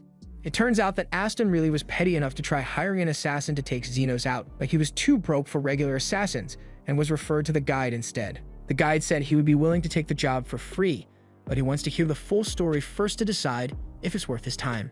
Aston explained everything that happened in great detail, and the Guide finds it hilarious that Aston is such a selfish douche. But that aside, he thinks it would be fun to go after Zenos since he has been looking for an opportunity to try out his latest toy. Back to the present, Zenos and Carmilla have just arrived in town, and up close, the damage is much worse than they could have imagined. They are soon joined by Zofia, Linga, and Lou, and they ask Zenos for help because a lot of their people have been injured by the golem's rampage. He asks them if they have any idea where it could have come from, but it's a complete mystery to them. The only lead they have is that they saw the golem approaching from the deep parts of the slums, but that doesn't explain why it's here in the first place. After learning that the monsters came from the deep parts of the slums, Zenos gets worried that the Underground Guild might be behind this, but now's not the time to speculate. Zenos turns to the others and asks them to gather all the injured people in one spot so he can start healing them. But once he is done with that, he swears that he's going to make whoever is behind this regret it. At the same time, the Guide is watching the destruction unfold from a safe distance, and he is satisfied with the golem's power, but its speed could use some work. Either way, this should be more than enough to carry out the job he was given. He doesn't know much about Zenos, but he is eager to see how he will react when all of his friends begin dying one by one around him. Meanwhile, back in the city, Linga, Lou, and Zofia gather all their troops and instruct them to find all the injured and take them to Zenos. Once everyone has been rescued, Zenos prepares to heal them, so he warns Carmilla to back away so she doesn't get banished. Zenos casts High Heal on the entire area, and all the injured residents immediately start feeling better, so he instructs them to evacuate as soon as they can. He then goes around to finish healing those that were out of the High Heal range, but he is really pissed by this whole situation. Not only was he forced to come out in the middle of the night, but he also had to heal hundreds of people, and there's no guarantee that he's going to get paid for this. He plans to make the golem master pay, but they still have no idea where he is or what his goal was in doing this. Back to the guy, he is surprised that Zenos was able to heal every single person who had injuries because he was so sure that at least a few people would die in that chaos. At a glance, he can tell that Zenos is an elite level healer, but even if Zenos can heal the people to keep them from dying until he stops the golem, it's just going to keep destroying stuff. Zenos has just finished healing all the injured people, and everyone has evacuated, but the golem is still destroying stuff. Zenos asks if there's a chance that it'll get bored and leave on its own, but Carmilla tells him that's not possible. Golems are designed to keep going until they have completed their purpose, and it's likely that the golem was ordered to destroy the slums, so it won't stop until there's nothing left. Still, the high-purity magic stone used to make golem cores should have been completely used up during the Great War, so she has no idea how someone could have gotten their hands on such rare items. Zenos was really hoping he could get some rest, but he can't let it continue destroying this place, so he is going to have to deal with it before things get any worse. The others offer to join him, but Zenos asks them if they are sure since he can't guarantee that he will have time to heal them if they get hurt in battle. They are all well aware of the risks involved, but they still want to fight by his side to defend their home. He is glad to have the support, but they are going to need a plan of attack, so Zenos asks Carmilla if she knows how to take down a golem. She explains that he is going to need to destroy the magic stone that makes up the golem's core, otherwise it will keep going forever. Zenos is disappointed to hear that because he was hoping he could sell the golem core to make some extra money, but it is what it is. He tells everyone to start attacking the golem with everything they've got while he provides support, so the three immediately rush in to attack. As they move forward, Zenos casts an agility buff to speed them up, and once they are about to attack, he casts his strength boost, allowing the three of them to shatter the golem's leg. With one leg destroyed, the golem loses balance and falls to the ground, but the victory was short-lived because the magic stone in the golem's core allows it to regenerate indefinitely. The golem then swats Linga away, and she gets hit so hard that she crashes through 3 houses before she stops. Normally, every bone in her body should be shattered right now, but thanks to Zenos, she's perfectly fine. It has been a while since Zenos had to participate in a real battle, so he's a little rusty, but he's starting to get in the groove again. He just needs to keep 2 things in mind. He can't let himself get too far from the others or his buffs won't be as effective, and because the activation sequence for healing, agility, and strength buffs are different, he can't use all 3 at the same time, so he needs to rotate the buffs depending on what's needed at the time. After a while, Zenos figures out that the golem's regeneration isn't instant, so as long as he deals enough damage to it at once, they can immobilize it. He asks the girls to shatter both of the golem's legs, and once they do, the golem begins falling to the ground again. But there's bad news. Zafia spots a child hiding in one of the houses, and the golem is going to fall right on top of her. Zenos can't cast defense magic on the girl from this distance, so he tries to run to her to save her from getting crushed. However, he doesn't make it there in time. By all logic, the girl should be dead, but for some reason, the golem stopped itself to avoid hurting her. This shouldn't be possible because from what Carmilla knows, golems don't have the mental capacity to want to protect people. There has to be something unique about this golem, and Zenos just figured out what that is because he scanned the golem and found Aston trapped inside. The guide is honestly surprised that Zenos was able to figure it out so quickly, but it's not like that knowledge is going to help him anyway. The magic crystal the guide had was imperfect, so he couldn't use it to make a golem normally. That's why he decided to use a human as a catalyst, and Aston was the perfect guinea pig to try it out on. He tricked Aston and implanted the magic stone in his body in order to create a golem core, and from there Aston and the golem were permanently fused. Now the guide is eager to see how Zenos will react to this new revelation because after all the lives Zenos has saved, he knows it will be difficult for him to kill. Zenos takes a deep breath and asks the others to leave the battlefield for now. The girls are confused and don't understand why Zenos wants them to leave when they were just about to finish the golem off, but given what Zenos knows now, he needs to do this on his own. They don't really understand what he means, but they trust Zenos' judgment, so they all clear out to give him some space. Once the others have left, Zenos tells Aston it's time to settle things for good. Their whole relationship started when Aston took Zenos in from the slums, but he always had selfish goals in mind back then. However, just now he chose to save that child, and Zenos remembers Guile mentioning the reason Aston is so obsessed with money and power. When Aston was younger, his sister died because he couldn't afford to hire a healer for her, so he has been chasing money and power ever since. That little girl must have reminded him of his little sister, which is why he saved her instinctively. It doesn't excuse everything else that Aston has done, but it does make Zenos wonder if there's still a bit of humanity left in him. Either way, it's clear that Aston isn't in his right mind, so Zenos isn't left with much of a choice here, so he readies his scalpel. Aston tries to squish Zenos, so he runs out of the way and turns his scalpel into a sword so he can slice Aston's arms off. He then jumps into the air and slashes a hole through the golem's chest so he can see Aston's real body. He isn't exactly thrilled about this, but he needs to make sure Aston can't cause any more trouble. He slashes Aston across the chest. The guide is surprised that Zenos was able to kill Aston with so little hesitation, but then again, from what he heard, Aston abused him a lot, so it makes sense that he would want to get revenge. Zenos is only slashing Aston to destroy the parts of him that are fused to the magic stone, and then he heals Aston's body to keep him alive. The guide is astonished that Zenos is capable of doing something like this because it takes an insane amount of focus to execute, on top of the fact that Zenos already healed hundreds of people a few minutes ago. Personally, Zenos doesn't want to go through all this trouble to save Aston because he couldn't care less if he died, but someone needs to pay for all this damage. And Zenos already knows Aston is too broke to pay for it himself, so he isn't going to let him die until he snitches on the person who made the golem. Also, while Aston may be a worthless jerk, Zenos won't deny that if Aston hadn't given him that gold coin as severance, then Zenos couldn't have saved Lily, and he never would have opened his clinic. And most importantly of all, as a healer, he swore to save as many lives as possible, and that includes Aston. Zenos then raises his sword and lands one more slash on the magic stone, completely destroying it and releasing Aston from the golem. Things settle down after that, and after Aston regains consciousness, he now truly understands how amazing Zenos is.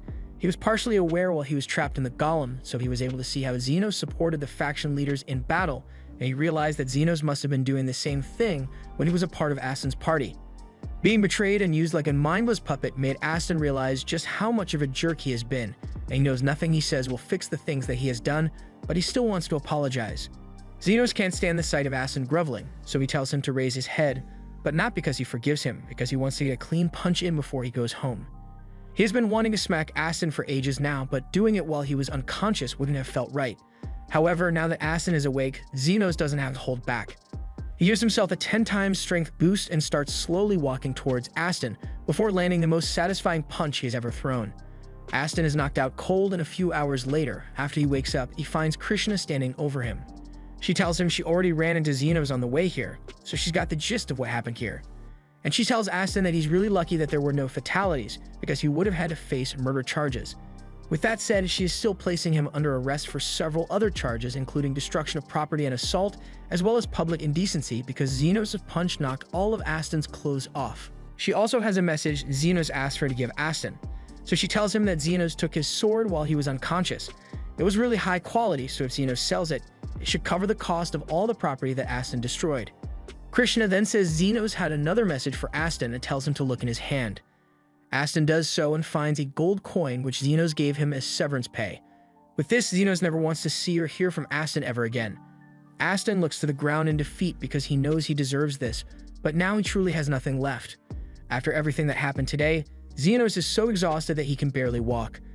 The others are worried about him, so they offer to carry him back home, but Zenos says they don't need to because he knows they must be tired as well.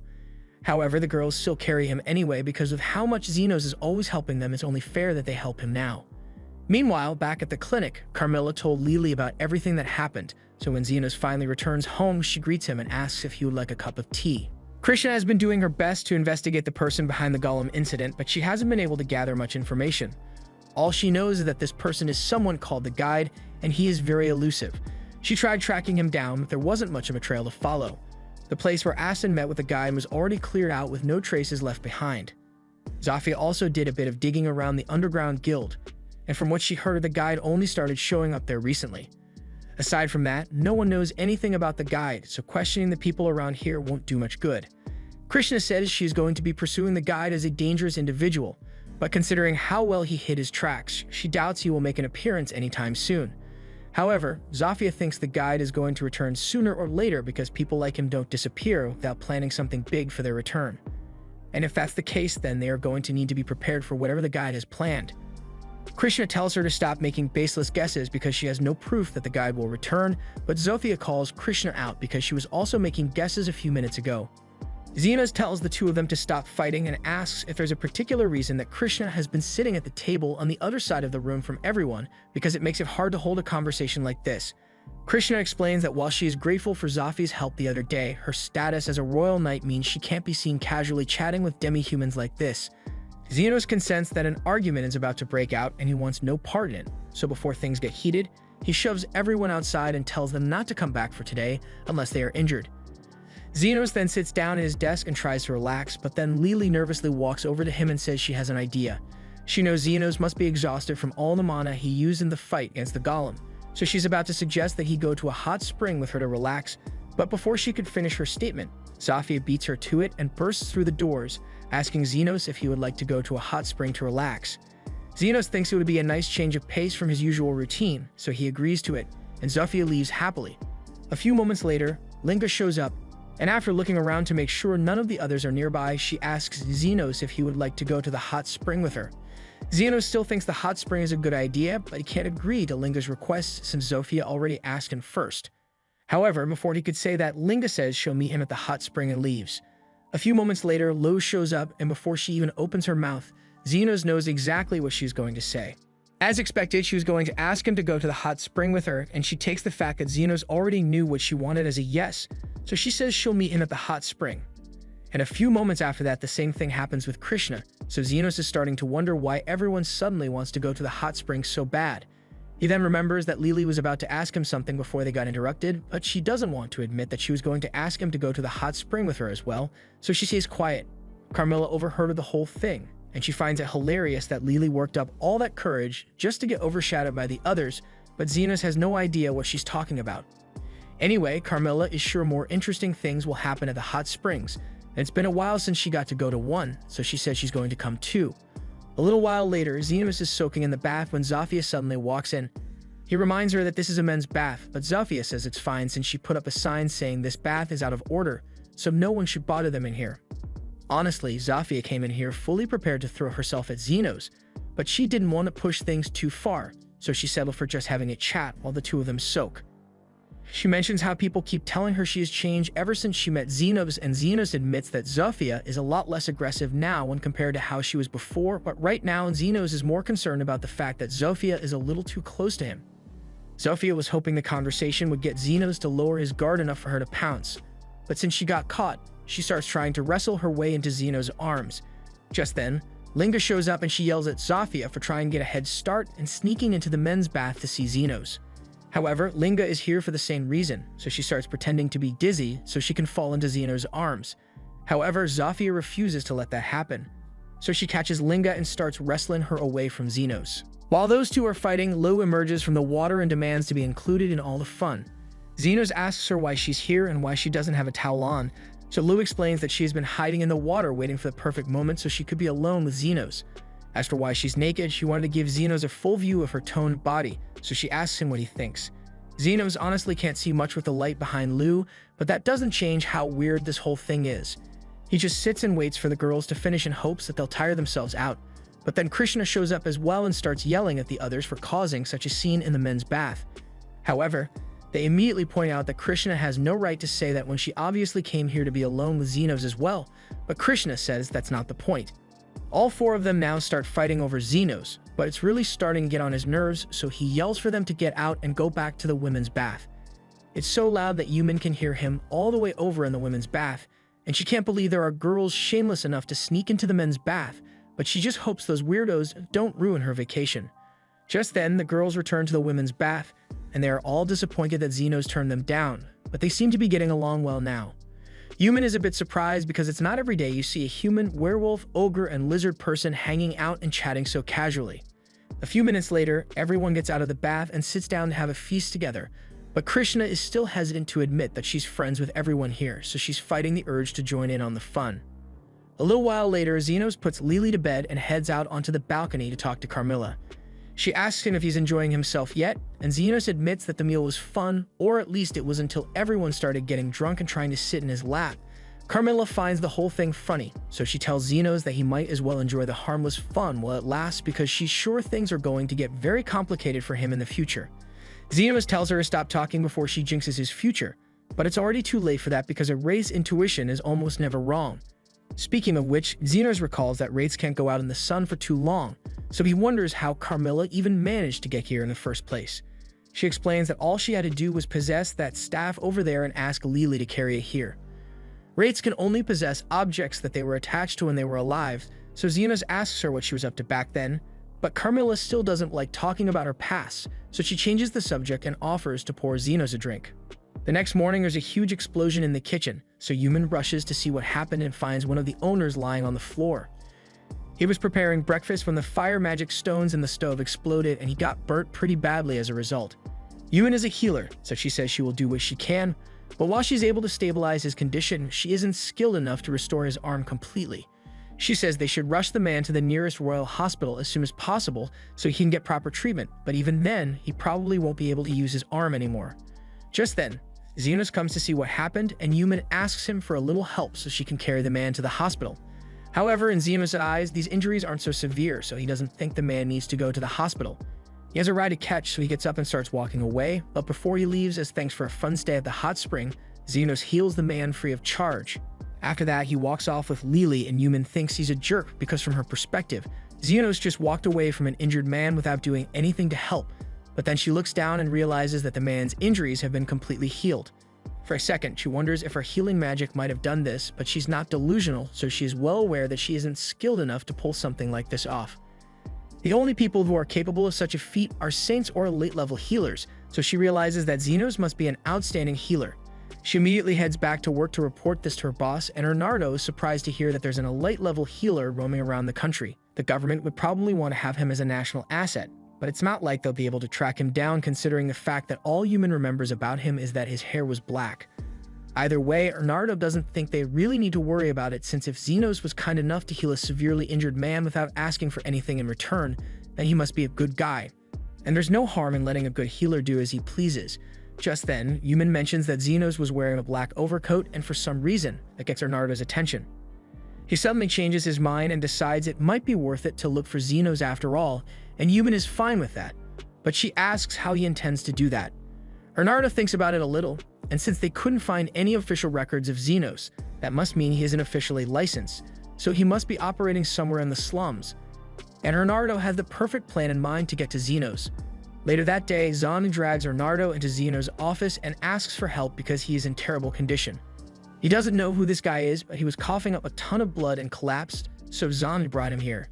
Zenos warns Zan that the guy might be contagious, so everyone should back away until Zenos is done with his preliminary scan.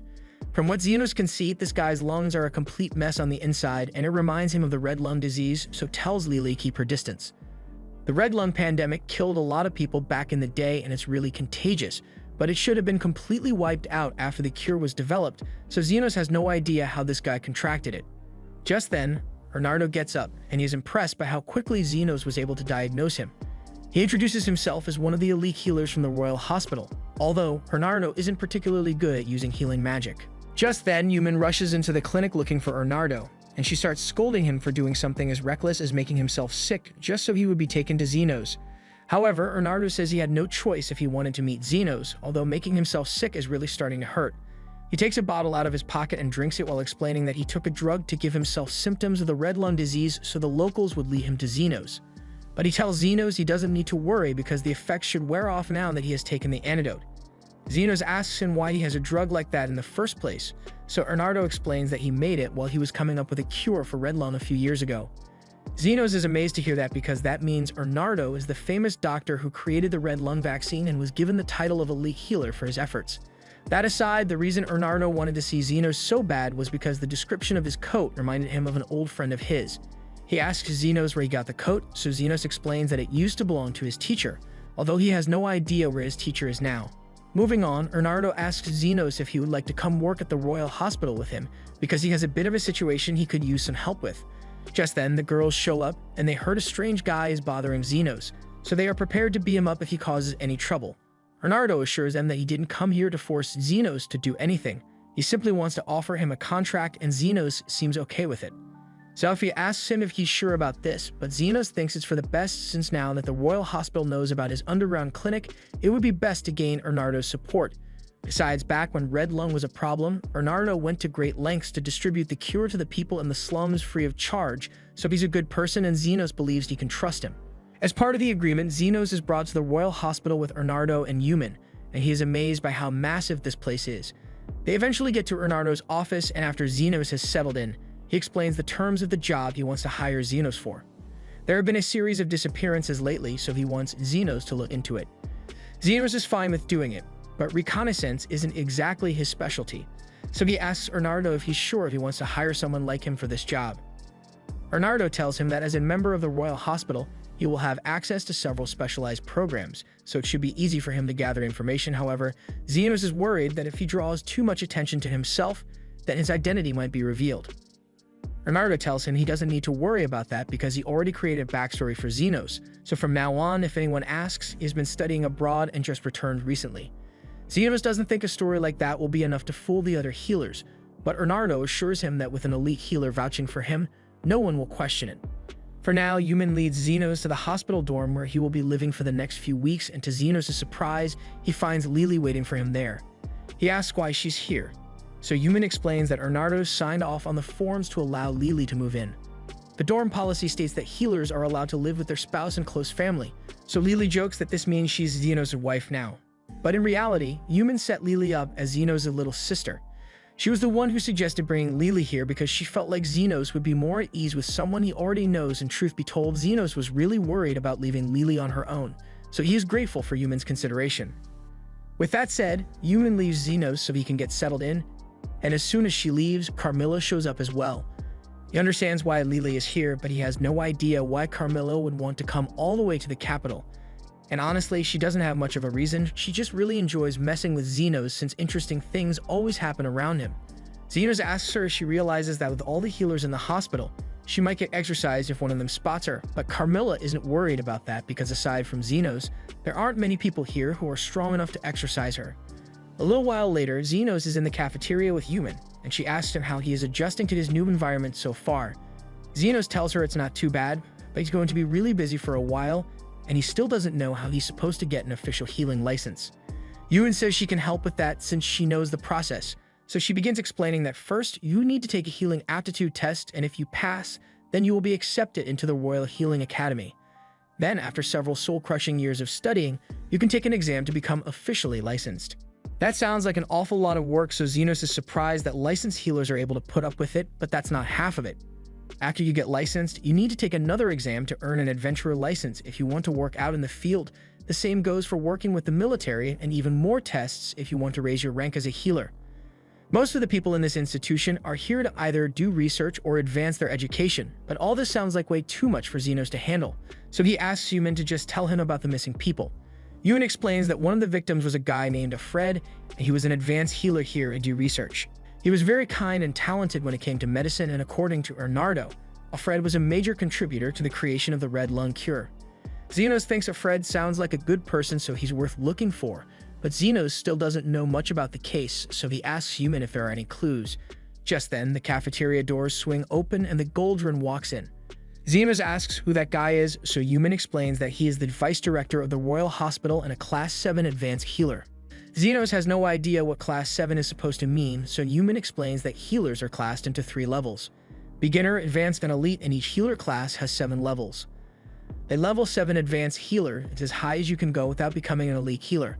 That means Goldrin is a pretty big deal around here, and according to Yumin, he is running to become the Royal Hospital's next director. The current director is absent most of the time because he is really old, so Goldrin holds the most authority within the academy. And with him in charge, the hospital has changed quite a bit, although Yumin doesn't think that's a good thing. Under Goldrin's reign, the rich receive exceptional care whenever they are sick, while at best, the poor receive an ice pack and a get-well sticker. Goldrin himself doesn't put much effort into improving his healing abilities at all, and rumor has it that he bribed his way into being promoted to level 7. Zenos has a pretty good idea of what kind of person Goldrin is, so he would like to avoid him at all costs.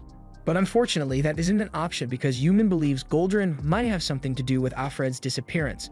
Since Goldrin wants to climb the ranks as quickly as possible, he recruits as many talented individuals as possible, and Alfred happened to be one of those individuals. Zenos asks if Goldrin has made any statements in response to Alfred's disappearance, but Goldrin denied any involvement. Zenos understands what he needs to do, but he doesn't know how he is supposed to get in contact with someone as influential as Goldrin. Yumin tells him he doesn't have to worry about that since if Zenos demonstrates his amazing healing skills in one of the programs, then Goldrin is sure to contact him. Zenos knows he is skilled, but he has never really had a chance to compare himself to other healers, so he isn't sure how well his skills will measure up, but he's willing to try anyway. Just then, one of Yuman's associates, Crescent, walks over and asks her why she's eating in the corner of the room without him. Yuman tells him she's free to eat wherever she wants. Crescent doesn't get the hint and thinks she's just playing hard to get. He then notices Zenos, and he recognizes him as the special student that an elite healer recommended, so he's a bit jealous.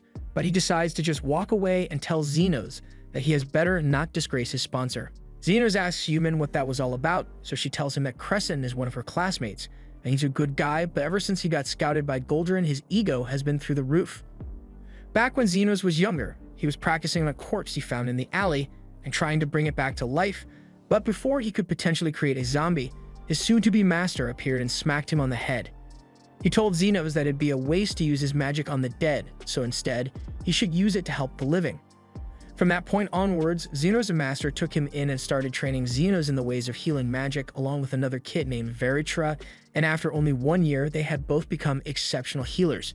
However, their master warned them not to become overconfident because being able to heal a few wounds only makes you a third-rate healer. Back to the present, Zenos is taking part in his first class as a student here, and the topic for the day is undead monsters. As the lesson goes on, Zenos is impressed because while he already knows all this information from his days as an adventurer, the way it is being taught would make it really easy for someone who has never dealt with the undead to learn. The professor asks the students if they have any questions for him, so one student raises his hand and asks about wraiths. Unfortunately, the professor doesn't have much information about wraiths other than the fact that they are the highest rank among the undead. There aren't many eyewitness reports, and so far, every adventurer's party that has encountered one has been annihilated, so it is best to run away if you ever encounter a wraith. Additionally, the ones that can speak are to be avoided at all costs because the intelligence of a wraith is a clear indicator of how powerful it is. Zenos is surprised to hear this because right now he has a talking wraith chilling at home with Lily, and he had no idea that Carmilla was so powerful, but he decides to just keep it a secret so he doesn't freak anyone out. The professor then asks if any of the students have had an encounter with the undead, and the first one to raise his hand is Crescent. He introduces himself and says he spent a few years adventuring, so he has defeated around 30 ghosts. Everyone is impressed by that kill count, so they all start clapping for Crescent, and he is loving all the attention. But then he notices that Zenos isn't clapping for him, so he asks how many ghosts he has defeated. Zenos can handle around 50 ghosts at once, but he doesn't want to stand out too much, so he decides to just match Crescent's numbers and tells everyone that he can exorcise 30 ghosts. Crescent calls him a liar, but Zenos insists that he can only defeat 30 ghosts at once, and everyone falls silent when they realize he means he can defeat that many in a single fight. They ask him to explain how it happened, so Zenos tells them that he went into the underground labyrinth once, and the place was full of ghosts, so he just kept casting heal until all of them were gone. The students quickly realize that Zenos is referring to the Garmenton Labyrinth, and even gold-class adventurers would think twice before heading down there. It goes without saying that everyone is impressed, but Crescent still thinks he was lying because there's no way Zenos could have outperformed him. The topic of the next class is magic circles, and Crescent decides to sit next to Zenos so he can show him how much better he is. Zenos doesn't really understand magic circles since he has always thought they were a waste of time, but he still needs to attend this class. After the professor shows the class a magic circle, he asks for a volunteer to come up and draw one on the board. Crescent immediately raises his hand and head down to demonstrate his superiority. Crescent is able to draw a flawless magic circle for a basic heal spell, and the professor is impressed by his work. Crescent then tells the professor that Zenos would like to draw a magic circle as well, and while Zenos had no intention of participating in this exercise, he has no choice now. As he said before, Zenos never really bothered learning much about magic circles, but he does remember one that his master showed him a long time ago, so he decides to draw it. Crescent begins laughing at Zenos because his magic circle looks nothing like the ones in the textbook, but as soon as the professor looks at it, he freezes up in amazement because Zenos' magic circle goes beyond basic healing magic. It looks like a regeneration circle, but there's something different about it. Zenos tells the professor that he is correct about it being a regeneration circle, but it's a really weird one. If a patient has lost multiple fingers, then this spell will randomly grow one back. That sounds unnecessarily complicated and would consume more mana than any normal person could possess. However, Zenos is able to activate it easily, although he doesn't think the circle is useful since he can regenerate fingers quicker on his own. The professor realizes that Zenos is a genius, so he begs him to join his research lab, but Zenos politely turns him down, and Crescent hates all the attention Zenos is getting. Later that day, news reaches Goldrin of a new student who is exceptionally talented. According to reports, this student is strong enough to defeat 30 ghosts at the same time, but Goldrin says he doesn't have time to listen to rumors. Just then, someone else comes in and informs Goldrin that there have been multiple undead sighted in the graveyard, so Goldrin comes up with an idea. He plans to send Zenos on the mission to clear the graveyard, and if he lives up to the hype, then he will think about recruiting him. Later that night, Zenos is sent out as part of the exorcism group, including Cresson, and Cresson leads the other students out to face the ghosts, but they are quickly surrounded, and Cresson is starting to freak out. But just before they could be killed, Zenos casts a high heal spell and eliminates all the ghosts. Zenos tells everyone they did a great job of luring the ghosts in so he could deal with them. Before he could finish talking, Cresson starts taking credit for Zenos' high heal spell. The rest of the students have no idea what happened, so they believe Cresson when he says he was the one who saved them, and Cresson tells them to go back to their professors to tell them about how great he is. He then walks up to Zenos and shamelessly tells him that he will never accept Zenos' skill, but Zenos couldn't care less about Cresson's petty credit theft. However, if Cresson really wants to have all the credit to himself, then he shouldn't leave yet because the undead problem hasn't been taken care of. Cresson has no idea what Zenos is talking about, but a few seconds later, the ground splits open and a zombie king emerges. The other students can't believe a monster as powerful as a zombie king really showed up here, but they aren't worried because Cresson should be able to take care of it. And he's gonna have to do it alone because none of them want to get anywhere near that thing. Uman and Zenos could help, but then again, they wouldn't want to get in Cresson's way, so they are just going to watch. To Cresson's credit, he did try to fight the zombie king, but even after casting his strongest heal spell, he couldn't do much damage to the zombie. He stands no chance of beating that thing, but his pride won't let him admit defeat, so he is just running around to avoid getting squished. While this is happening, Uman tells Zenos that undead monsters are attracted to stronger undead monsters, so the ghosts earlier must have shown up because of the zombie king, but Zenos thinks there's more to it than that. Anyway, Cresson is starting to get beat up pretty bad, so Zenos thinks it's time he should step in, but Uman tells him to wait a little. She still cares about Cresson, but she wants him to learn a lesson from this.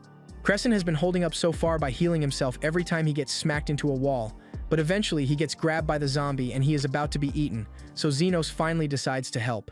He prepares to use one of his most powerful spells, and once he is ready, he casts Mega Heal. Bright lights surround the zombie as an incredible amount of healing magic burns the rotten flesh off its bones. Now that the zombie has been disintegrated, the mission is finally complete. But what Uman said earlier about undead being attracted to stronger undead gets Zenos thinking, and he soon realizes that the reason the zombie and the ghost showed up is because Carmilla is here. Once he gets home, he asks Carmilla if she knows anything about the recent rise in undead sightings around here, and honestly, she had no idea that she was attracting undead monsters. She asks Zenos if he's going to kick her out because of this, but Zenos thinks about it, and considering Carmilla's effect on her surroundings, he believes it would be safer for everyone if he kept her by his side. Carmilla gets flustered after hearing him say that because this is the first time in her undead life that someone has ever said they want her around. So she promises to stay by Zenos' side, but she's still going to annoy him every chance she gets. The next day, Cresson meets with his supervisor, and the supervisor wants to praise him for his excellent performance during the exorcism. According to the other students there, Cresson handled the entire thing with one giant spell, but Cresson knows Zenos was the one responsible. Since Cresson took all the credit, the supervisor says that means Zenos must not be as impressive as the rumors say, so he won't be accepted into Goldrin's group. Cresson could simply walk away now and keep the credit for Zenos' performance, but he is starting to feel guilty, so he speaks up and admits that he wasn't the one who defeated all the monsters. He says Zenos was the one who dealt with the undead and the zombie king, and he saw it happen with his own eyes. He then leaves the supervisor's office, and he is frustrated because his credibility just took a massive hit from admitting that he stole credit, but Zenos saved his life, and now that he has told the truth, he is certain Zenos will be accepted into the research lab, so they are even. A little while later, Arnardo cheerfully tells Zenos that Goldrin's research lab is calling for him, so it looks like he is going to be invited to join their faction.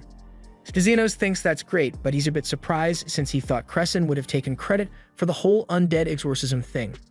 Either way, he is glad that he has cleared the first obstacle in investigating Goldrin, but Arnardo tells him there's still a lot of work to do because Zenos is still going to be interviewed by the professor. Zenos asks why there are so many steps just to join a research group, but since Goldrin holds so much power, he is very particular about the people he surrounds himself with.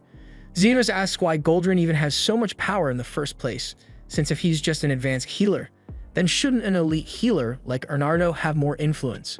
Arnardo tells him that a title doesn't always equate to power, especially in Arnardo's case since he earned his title from drug development. Zenos doesn't really understand the politics of the situation, but he says he's going to go answer Goldrin's call now, so the others wish him luck. Zenos eventually arrives at the meeting room, and after Goldrin introduces himself, the next thing he does is ask Zenos what he can do. Zenos answers that he's a healer, so he just heals people, but Goldrin says that isn't good enough. Any healer can heal people, but someone with skills such as Zenos should be able to aim higher. He assumes Zenos must already know that healers hold a lot of sway in this country. In fact, it wouldn't be an exaggeration to say that this nation only exists because they're healers, yet only the ruling class reaps the benefit of their work. That's why Goldrin intends to join the ruling class, but not for anything as noble as the greater good. It's because he wants to ensure that he gets to benefit from the exploitation as well. He believes a person's life is only as valuable as what they can provide, so he has no intention of treating the poor. Once he is done monologuing, he asks Zenos to reproduce the magic circle he demonstrated in class so he can judge him properly. Zenos doesn't know what drawing a magic circle is going to prove, but he does it anyway, and after Goldrin takes a look at it, he gets up and tells Zenos he can join his lab starting tomorrow. The next day, Zenos is walking through the halls when suddenly Goldrin's research lab members walk past him. At the back, Zenos spots Crescent, and Crescent tells him to hurry up and get in line already. Crescent welcomes Zenos to the research group with a smile, but points out that since he was here first, Zenos needs to respect him as a senior. After all, the only reason Zenos was accepted is because Crescent recommended him. Speaking of that, Zenos asks why Crescent told the truth since it would have been much easier to just lie and protect his reputation. It was mostly because of guilt, but also because Crescent realized that he could piggyback off Zenos' success if he joined the research group. Zenos appreciates that he's at least honest about his intentions, but moving on, he wants to know why they're standing in line like this. Crescent explains that this is part of Goldrin's daily round of visiting patients.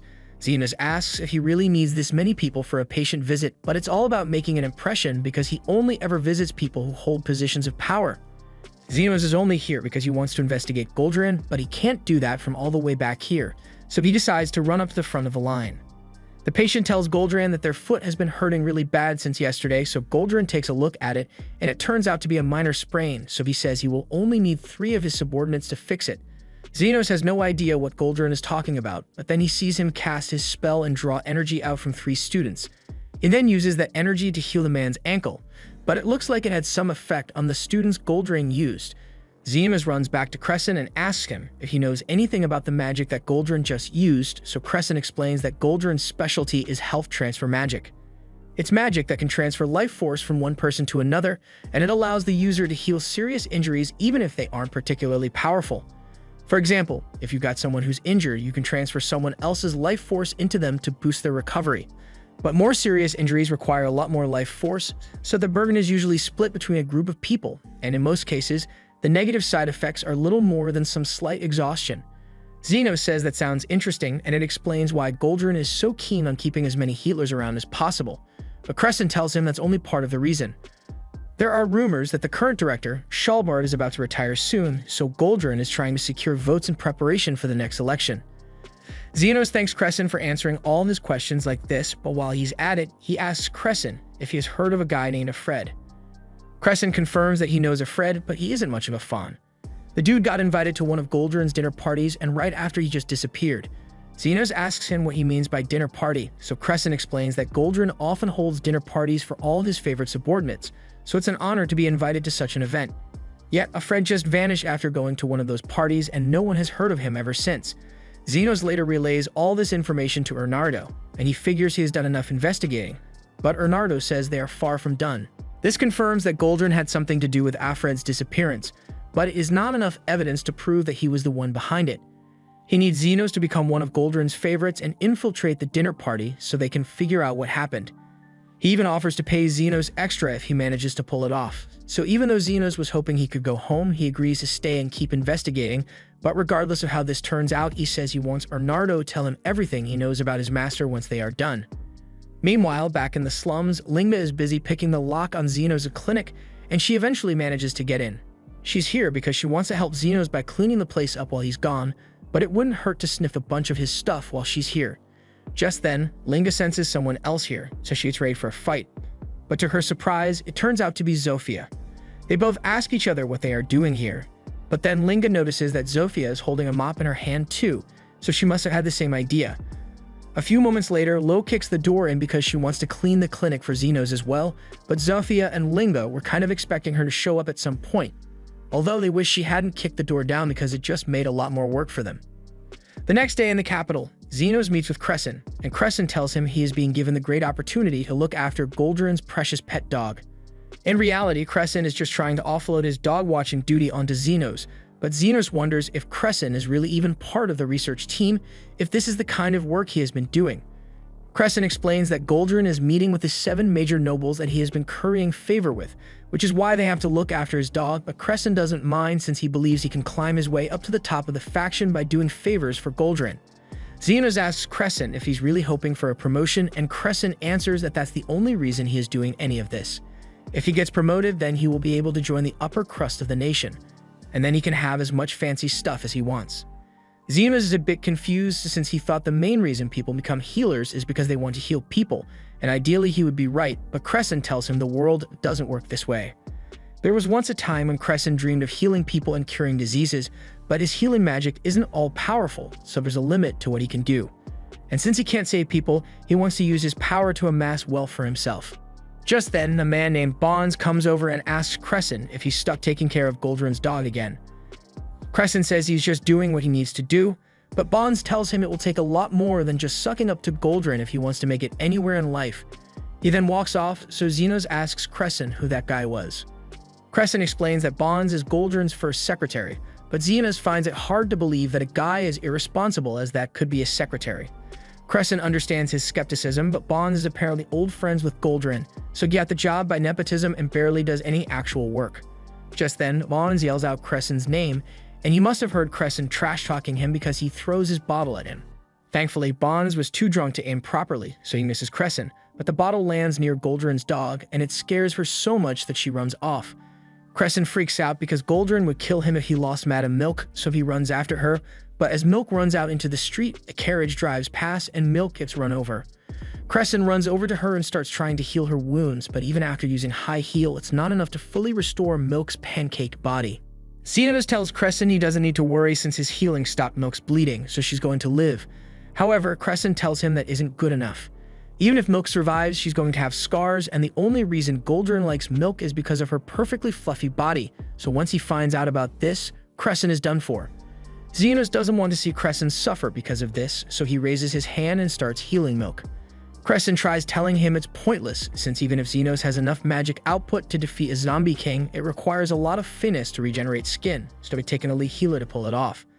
However, while Crescent was busy yapping, Zenos already finished healing Milk, so she is back to normal. There are no signs that she was ever injured in the first place, and Zenos even fixed her broken ribs, so she should be able to move around like normal. However, he suggests that they should let her rest for today. Later that day, Zenos returns home and finds Yumin there waiting for him. He asks her if something is wrong. She tells him she just came to ask him to go on a walk with her. Zenos is a bit surprised by the request, but he goes along with it, and once they are out in the woods, he asks Yumin if there's something she wants to tell him. She turns to Zenos and tells him she wants to apologize because if she weren't so weak, then she would have been able to get Goldrin's attention, and Zenos wouldn't have been dragged into this whole mess. Zenos tells her she doesn't need to apologize because Becker is already paying him for his efforts, and besides, without an opportunity like this, he never would have gotten the chance to set foot in the royal hospital, and he never would have gotten the chance to learn more about his master. There's a lot for him to gain from this, so he assures Yumin that she doesn't need to feel guilty at all. Yumin is glad to hear that, but now that Zenos mentions it, she doesn't know much about this master he keeps talking about, so she asks him what kind of person he was. Zenos tells her he's not sure since, to be honest, his master was kind of shady, but he did teach him how to read and write, along with a bunch of other stuff about healing magic and the world, so Zenos practically owes his whole life to his master. Yumin thinks that sounds a whole lot like the situation with her and Bernardo, because when she first became a healer, he took her in and taught her all kinds of things related to his research. Granted, Bernardo's dedication to his research caused his girlfriend to leave him, so Yumin has been taking care of him since then. That sounds slightly suspicious, so Zenos asks Yumin what kind of relationship she has with Bernardo, and she tells him that Bernardo is her uncle, which is why they are so close. A little while later, Zenos and Yumin are returning to the Royal Hospital campus when Crescent comes running up to them.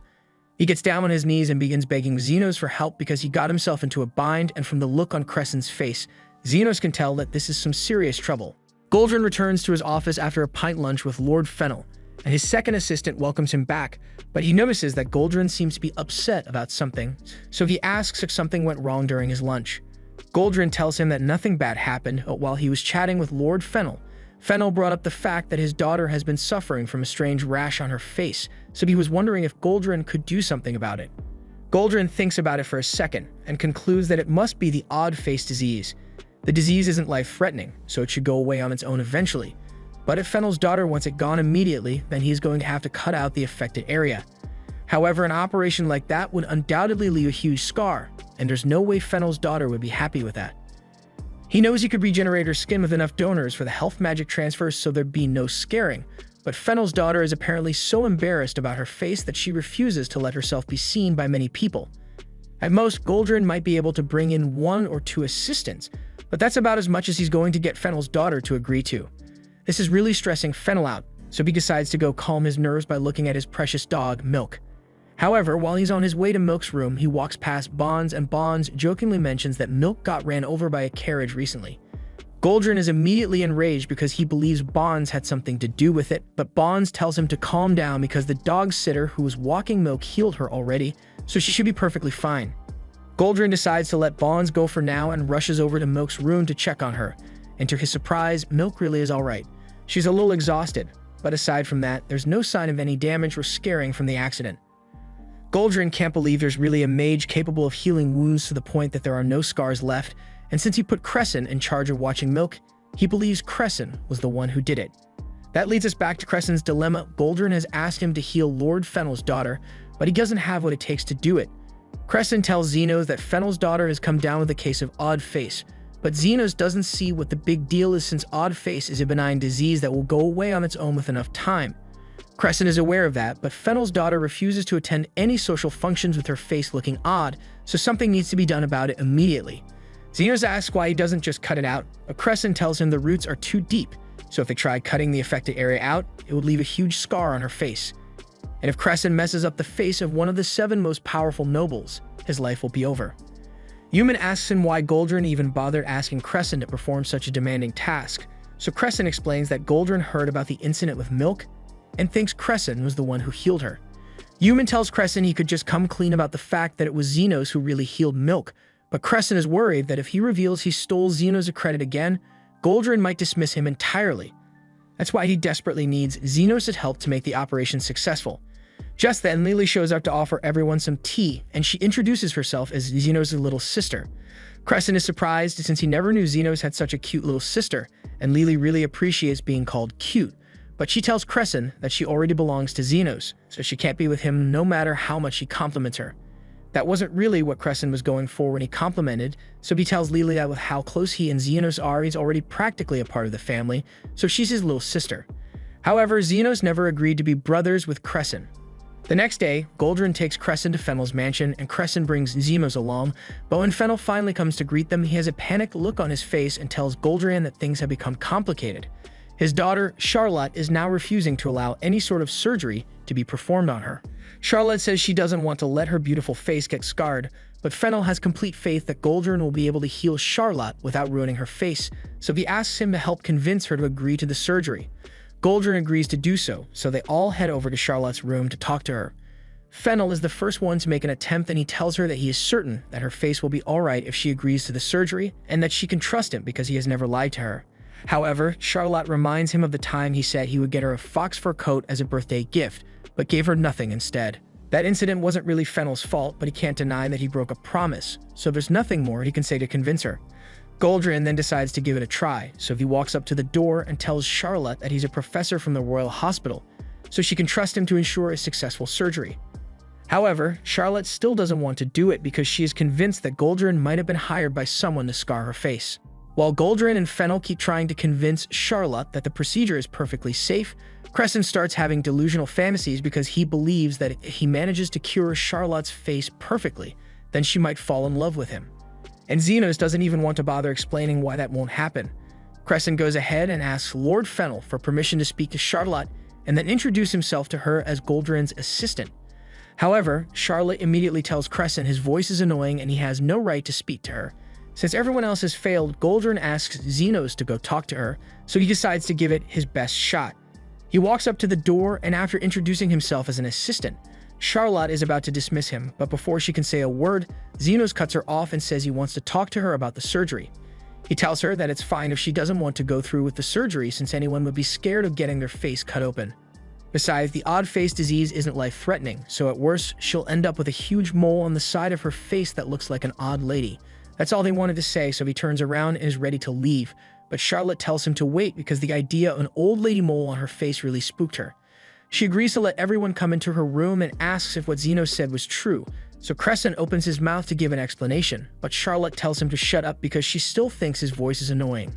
Goldrin then speaks up and tells Charlotte that with past cases of odd face after a month it will develop into moles shaped like an old woman's face. Charlotte is horrified by the idea of that happening to her, so she asks Goldrin if there's any way to get rid of it. Goldrin tells her that unfortunately the only way to get rid of the mark is through surgery, but Charlotte still doesn't want to go through with it because she's scared of it failing. Fennel reminds her that if nothing is done, then the mark will only continue to grow in size, so it would be best to trust Goldrin to take care of it. She asks him if he can guarantee that she won't be scarred, but Goldrin can't promise that since he isn't the one who's going to do the surgery, so Charlotte runs off and says that until someone can guarantee the surgery's absolute success, she's not going to agree to it. A little while later, Zenos finds Charlotte sitting on her room's veranda and she seems to really like birds since she has a bunch of them. But then Zenos notices that one of the birds is hurt. Charlotte explains that she found the bird in the garden a little while ago and with how severe its injuries are, it will probably never fly again, kind of like her. With her face like this, she won't be able to attend any more parties or go dancing like she used to, so it won't be long until everyone has forgotten that she even exists. Zenos asks Charlotte if she truly wants to get better, so she yells that of course she wants to get better, but she also doesn't want to get any scars, so he should stop talking to her about it.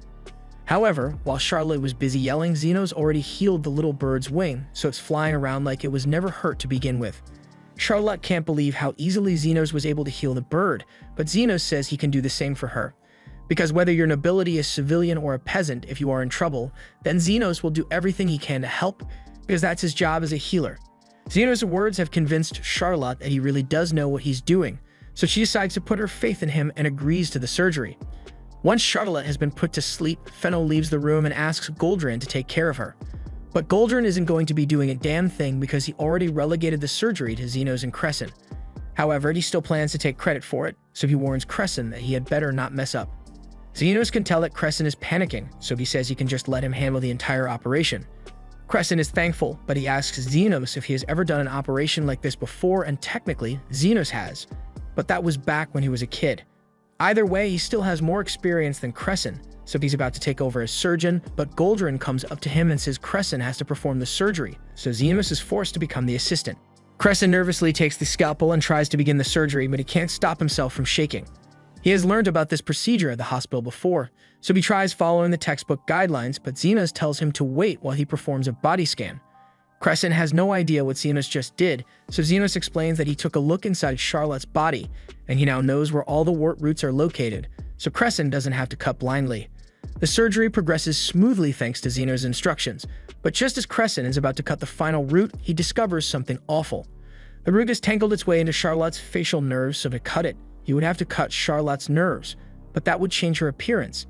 Healing nerves is very tricky, so Crescent suggests they should close Charlotte up and transfer her to the royal hospital so they can properly treat her. However, Goldrin is only concerned about his image. He promised Fennel that he would get rid of Charlotte's growths, but doing so now would require cutting her nerves and ruining Charlotte's face. Now, a good doctor would have just listened to Crescent's concerns and done what's best for the patient, but Goldrin is a backstabber. So he grabs Crescent's arm and physically forces him to cut the final root along with Charlotte's facial nerve. He then starts yelling while acting as if Crescent cut the nerve on his own, and Crescent is too stunned to say anything. Fennel rushes over as soon as he hears Goldrin yelling, so Goldrin loudly tells him that his idiot assistant, Crescent, just cut his Charlotte's facial nerves, so now she will look disfigured for the rest of her life. An accusation like this would ruin Crescent's life, and Goldrin is perfectly fine with that, but Zenos isn't and refuses to stand by while this happens, especially not when Charlotte asks him for help personally. He loudly tells Fennel that Goldrin is over-exaggerating and that a cut nerve is nothing to worry about. He then says he is tired of standing around and doing nothing, so he pushes his way past Goldrin and pulls out his scalpel to finish cutting out the root. And afterwards, he perfectly heals Charlotte's nerves with his healing magic. A few hours later, Charlotte wakes up in her bed and her father is glad to see her awake, but before any hugs, she wants to see what her face looks like now.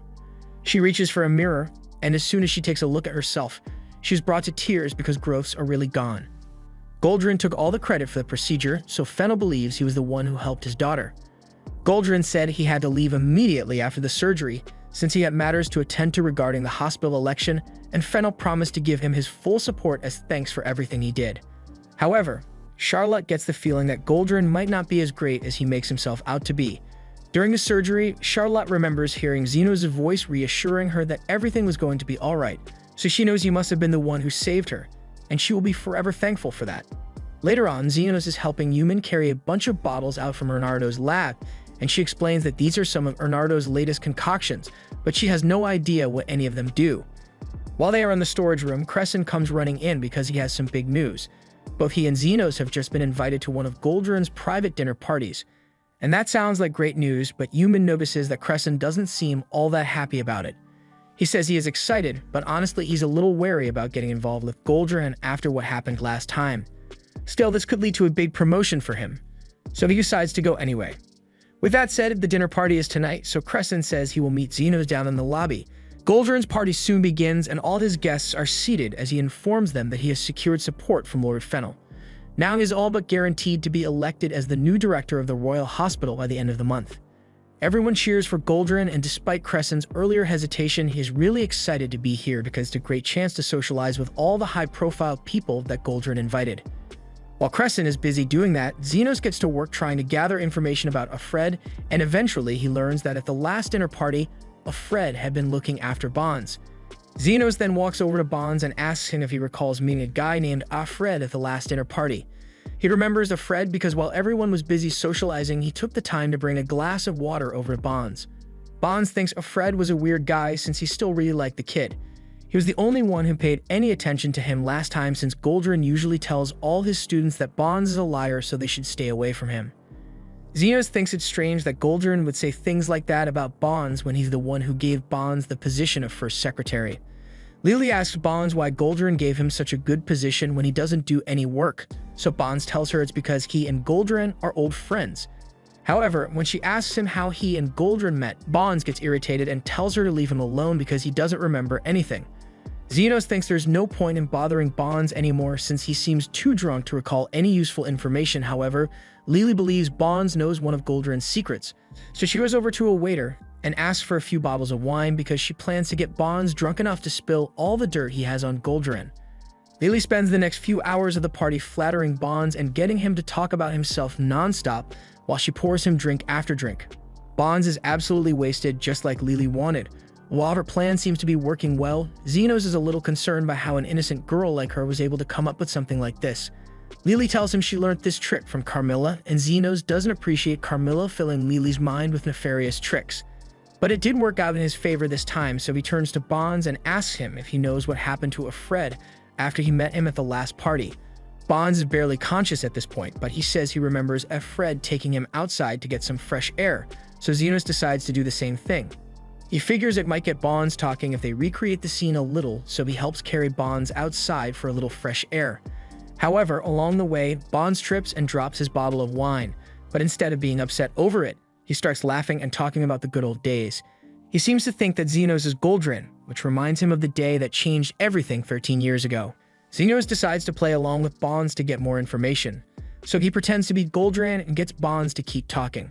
Bonds mentions something about Goldrin being a researcher whose research had hit a dead end, but one day an explosion changed everything for him.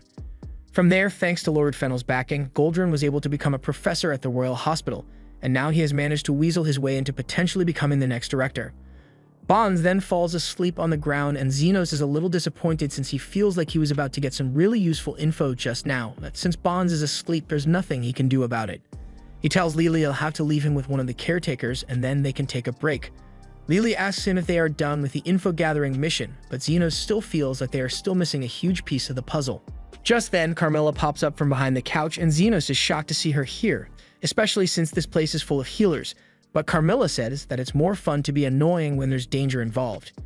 Anyway, she heard most of what Bonds was rambling on about, and she thinks she might be able to offer her some insight on the matter.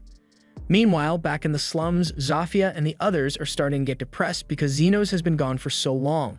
Normally, they'd be arguing over who has the right to be here, but since Zenos isn't around, there'd be no point in fighting right now. Just then, one of Zofia's men runs in a panic because there has been a huge accident, while Zahn and a few of the others were doing some construction work when a pillar fell and stabbed Zahn straight through the gut. The guy reporting to her is currently covered in Zahn's blood, so Zafia can tell that it's really bad, but Zenos still isn't back yet, and there's no way Zahn will survive if they wait for Zenos to return. Linga suggests that they should go get Zahn and take him to Zenos as soon as possible, but Zafia recalls that Zenos is undercover at the Royal Hospital, so if they go there, it might ruin his whole operation. However, Linga and Lu are certain that Zenos would be much more upset if he found out that someone died while he was away. Meanwhile, back at the Royal Hospital, Carmilla informs Zenos and Lily of a little rumor she heard while roaming the campus. Apparently, 13 years ago, there was a huge explosion and Lord Fennel was caught up in it. But despite the scale of the damage, Fennel emerged completely unharmed, and from that day, he has been indebted to Goldran. When one hears of a powerful noble becoming indebted to a healer after a disaster, the standard assumption is that the healer must have saved his life. However, judging by the scale of the damage the explosion reportedly caused, Fennel should have been severely injured all over, probably requiring full-body restoration. Zenos says full-body restoration isn't that hard as long as the person's heart is still beating, but while a procedure like that may be possible for someone like Zenos, there's no way Goldran could have pulled that off, so Lily believes someone else must have done it. Her theory is that after the explosion, another healer came over and healed Fennel to save his life, but before Fennel regained consciousness, a healer must have wandered off, so Goldran stole all the credit so he could use Fennel to climb the ranks of the hospital. She also believes that Bonds must have seen the whole thing and is using that information to blackmail Goldran. And when Alfred was taking care of Bonds at the last party, Bonds must have accidentally told him the truth, leading Alfred to go into hiding because he was worried that Goldran might try to silence him. Just then, Crescent comes into the room because he has been looking for Lily all over. He says he just met a few high-profile people, so he wanted to introduce her to them, but Lily tells him she's not interested in politics. She'd much rather spend her time with Zenos, but since Crescent is insisting, she decides to go along with him for now. Once Lily is gone, Carmilla asks Zenos if he is aware of the other possibility regarding that explosion. Lily's theory made a lot of sense, but from how Carmilla described the explosion, there's no way Fennel was the only one who got caught up in it. But despite a whole crowd of people getting hit with the explosion, only one person managed to make it out alive, and that person just so happened to be a noble who Goldran needed help from. Combine that with the knowledge of Goldran's health transfer technique, and it becomes clear that Goldran must have transferred the remaining life force from all the injured people into Fennel, meaning he essentially killed dozens of people to save one life. Technically, under this kingdom's law, that wouldn't be a serious crime, but Zenos can't stand the idea of sacrificing lives like that. And given the circumstances, it's possible that Alfred might have known about what happened that day which led to his disappearance. Carmilla asks Zenos what he plans to do with all this information, but he says he's just going to tell Bernardo what he has learnt and move on because it's not his place to make judgments on stuff like this. Zenos gets up to leave, but once he makes it back to the party, he finds everyone staring outside. He asks Crescent what's going on, so he explains that there's a commotion by the front gate, and when he looks outside, he sees humans standing there. The guards out front are blocking her path and tell her that no one is allowed entry without an invitation from Goldran, but Human says it's an emergency and she needs to talk to her friend immediately. Just then, Lu calls out Zenos' name when she spots him in the crowd, and Zofia yells at her for drawing so much attention when they were supposed to do everything possible to avoid blowing Zenos' cover. Lu apologizes, but Zahn's condition is getting worse by the minute, so they don't have time to do this quietly.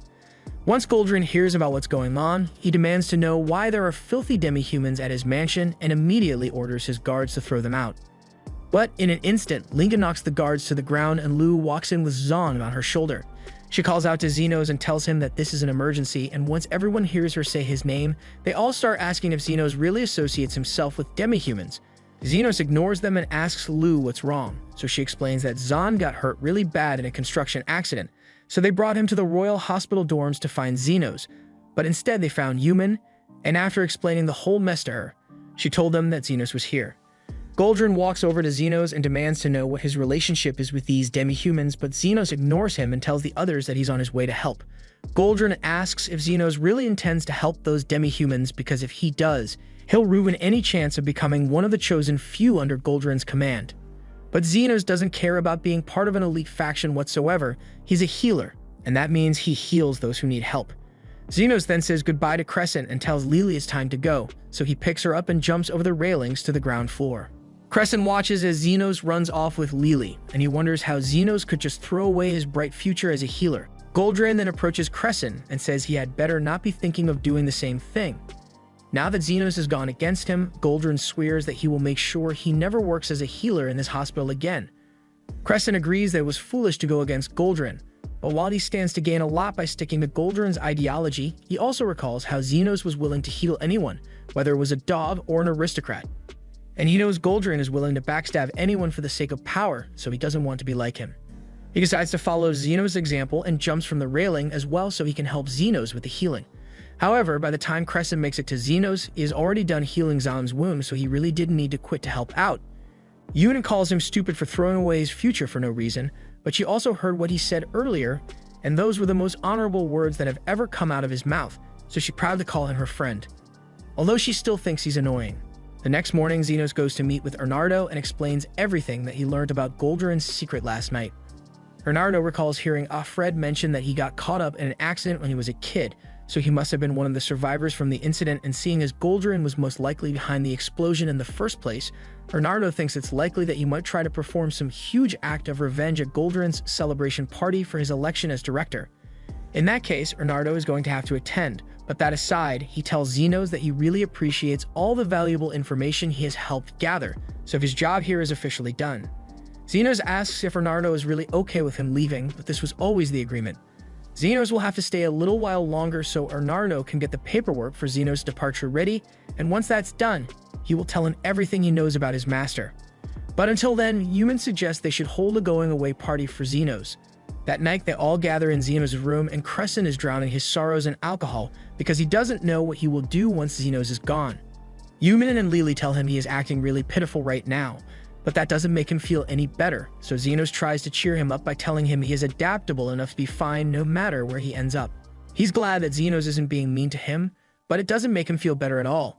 And now he's worried that he's starting to hallucinate because he could swear that a wraith is staring at him from behind that wall. The next morning, Zenos is officially ready to leave, so he and Lily say their goodbyes. But before they go, Yumin tells him she has a letter from Bernardo containing details about Zenos and Master. However, when they arrive at Bernardo's office to retrieve the letter, they find something strange in his desk. And at the same time, Bernardo has just wiped out everyone at Goldrin's celebration party. Before Bernardo got his revenge, everything was going well at Goldrin's party. Fennel still feels deeply indebted to him, and all the people here are going to vote for him in the election, so he is closer than ever to his goal. This all started 13 years ago when Goldrin accidentally caused a huge explosion with his research. At the time, there were a ton of injured people all over the street, but Goldrin couldn't care less about them, so he was just going to head home and pretend he had nothing to do with this.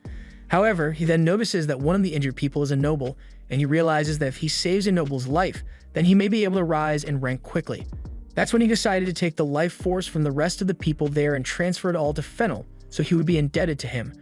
But while doing it, Goldrin was so pleased with his clever plan that he didn't notice Bonds walking up.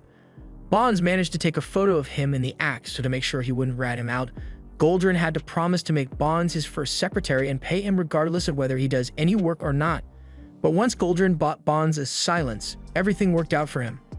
Just then, Bernardo walks up to Goldrin, and Goldrin assumes he is here because he wants to gain some favor with him, now that he's about to become the hospital's director.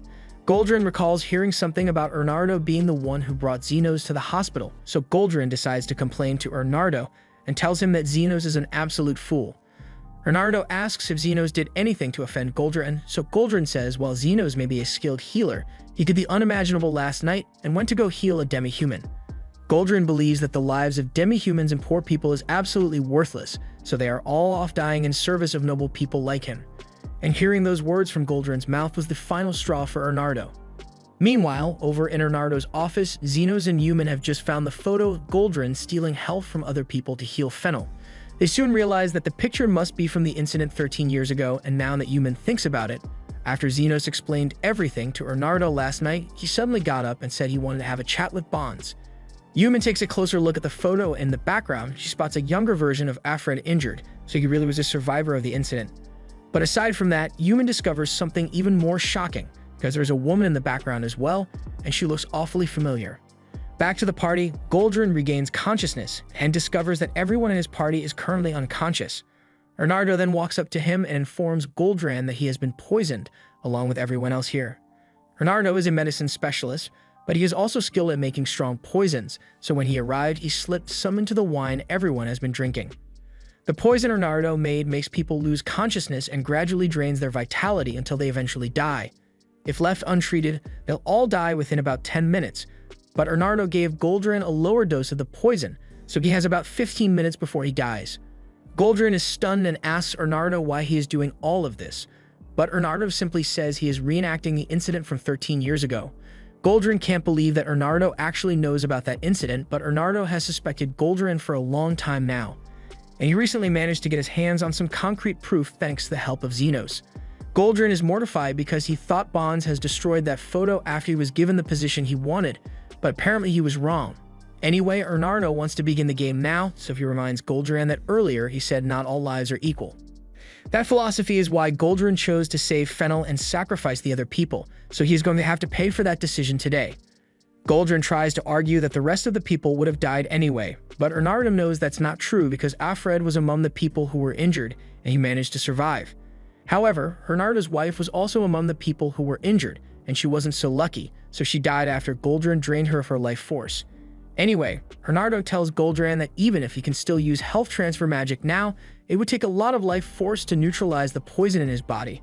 But fortunately, there are a bunch of unconscious people right here, so Bernardo wonders if Goldrin will do the same thing he did last time and sacrifice the majority to save one. Goldrin is stunned for a moment and doesn't know what to say, but then he recalls that Bernardo specializes in medicine, so he must have made an antidote for the poison. Goldrin tries bargaining for his life and promises to reduce Bernardo's prison sentence if he hands over the antidote. However, the bottle Bernardo is holding just contains more poisoned wine, and without hesitation, Bernardo takes a large gulp of it. Now, he too is poisoned, so he won't survive much longer, but Bernardo doesn't deny that he made antidote, so he is giving Goldrin one final option. He could save himself, Fennel, the party members, or he could save Bernardo in hopes that he can provide an antidote.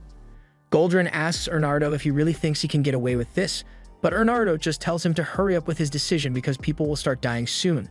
Goldrin has no choice but to play along with Bernardo's game, so he starts thinking about what to do.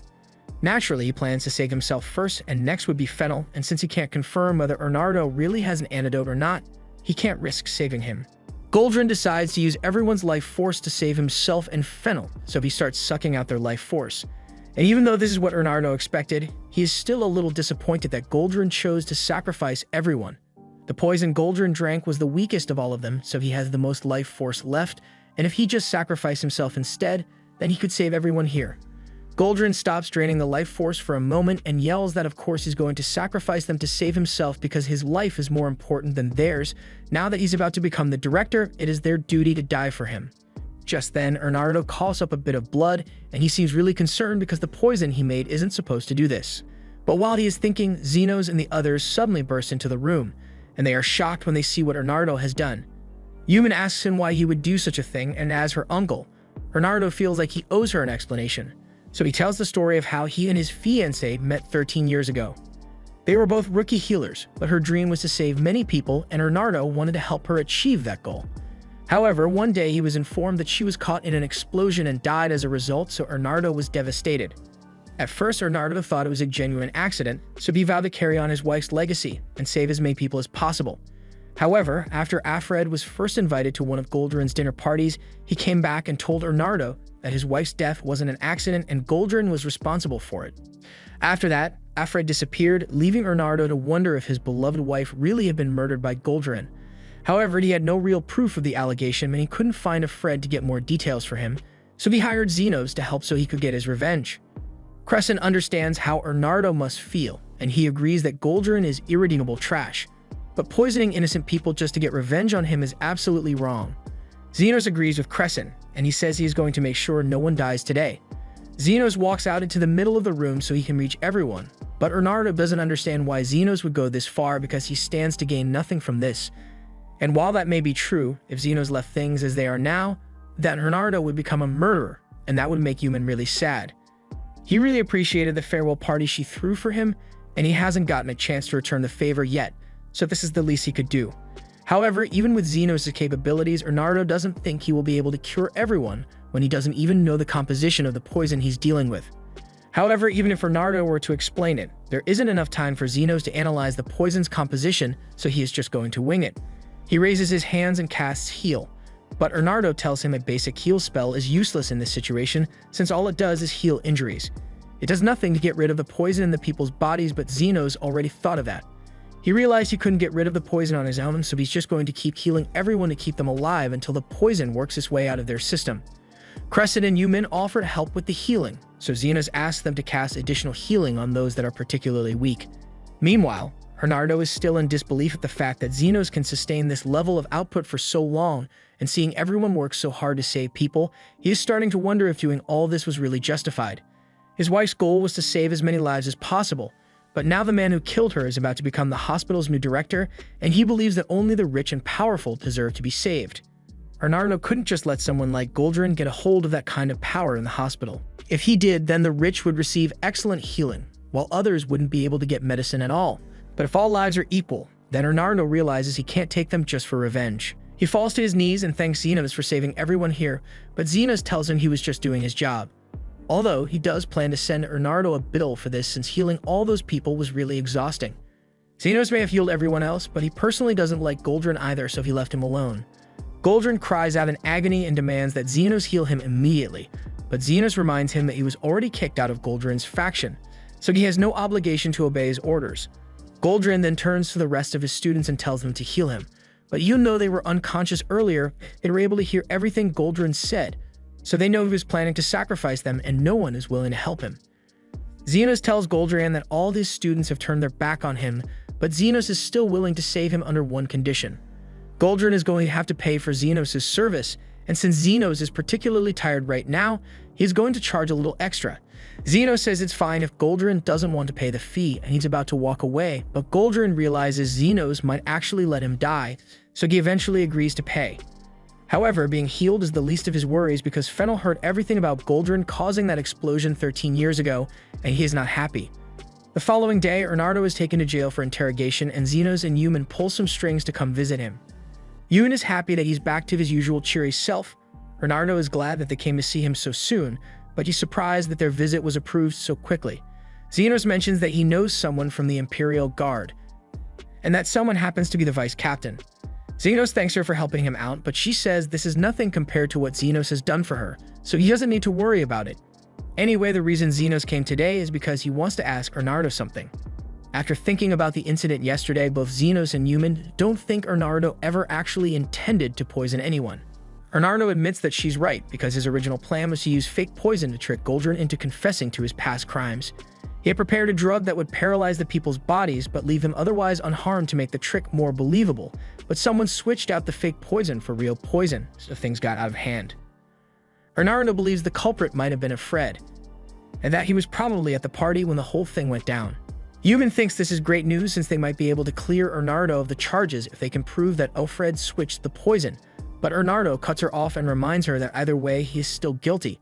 Partway through, he realized that the poison was real, but by then he had already gotten desperate, so he was fine with everyone dying together, and that's something he can't forgive himself for. Krishna tells everyone that they don't have to worry about Bernardo, since everyone survived and there were no lasting effects thanks to Zenos' healing. She can use her position to get the charges against Bernardo dismissed. Zenos doesn't think that's legal, but they'll take all the help he can get, so they decide to entrust Bernardo's situation to Krishna. But before Zenos leaves, Bernardo has one more thing to say to him. He finds it hard to believe that an injured Alfred could have survived the incident 13 years ago, especially after Goldrin drained his life force, so Bernardo is fairly certain that the Alfred that's alive right now is an imposter.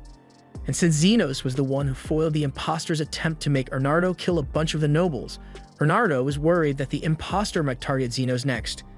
Elsewhere in the kingdom, we find out that the one behind all of this was the guide, who is currently in control of Alfred's body, and he is really disappointed that his plan didn't work. The end.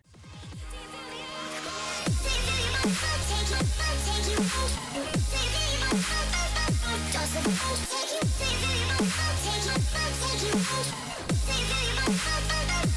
take you.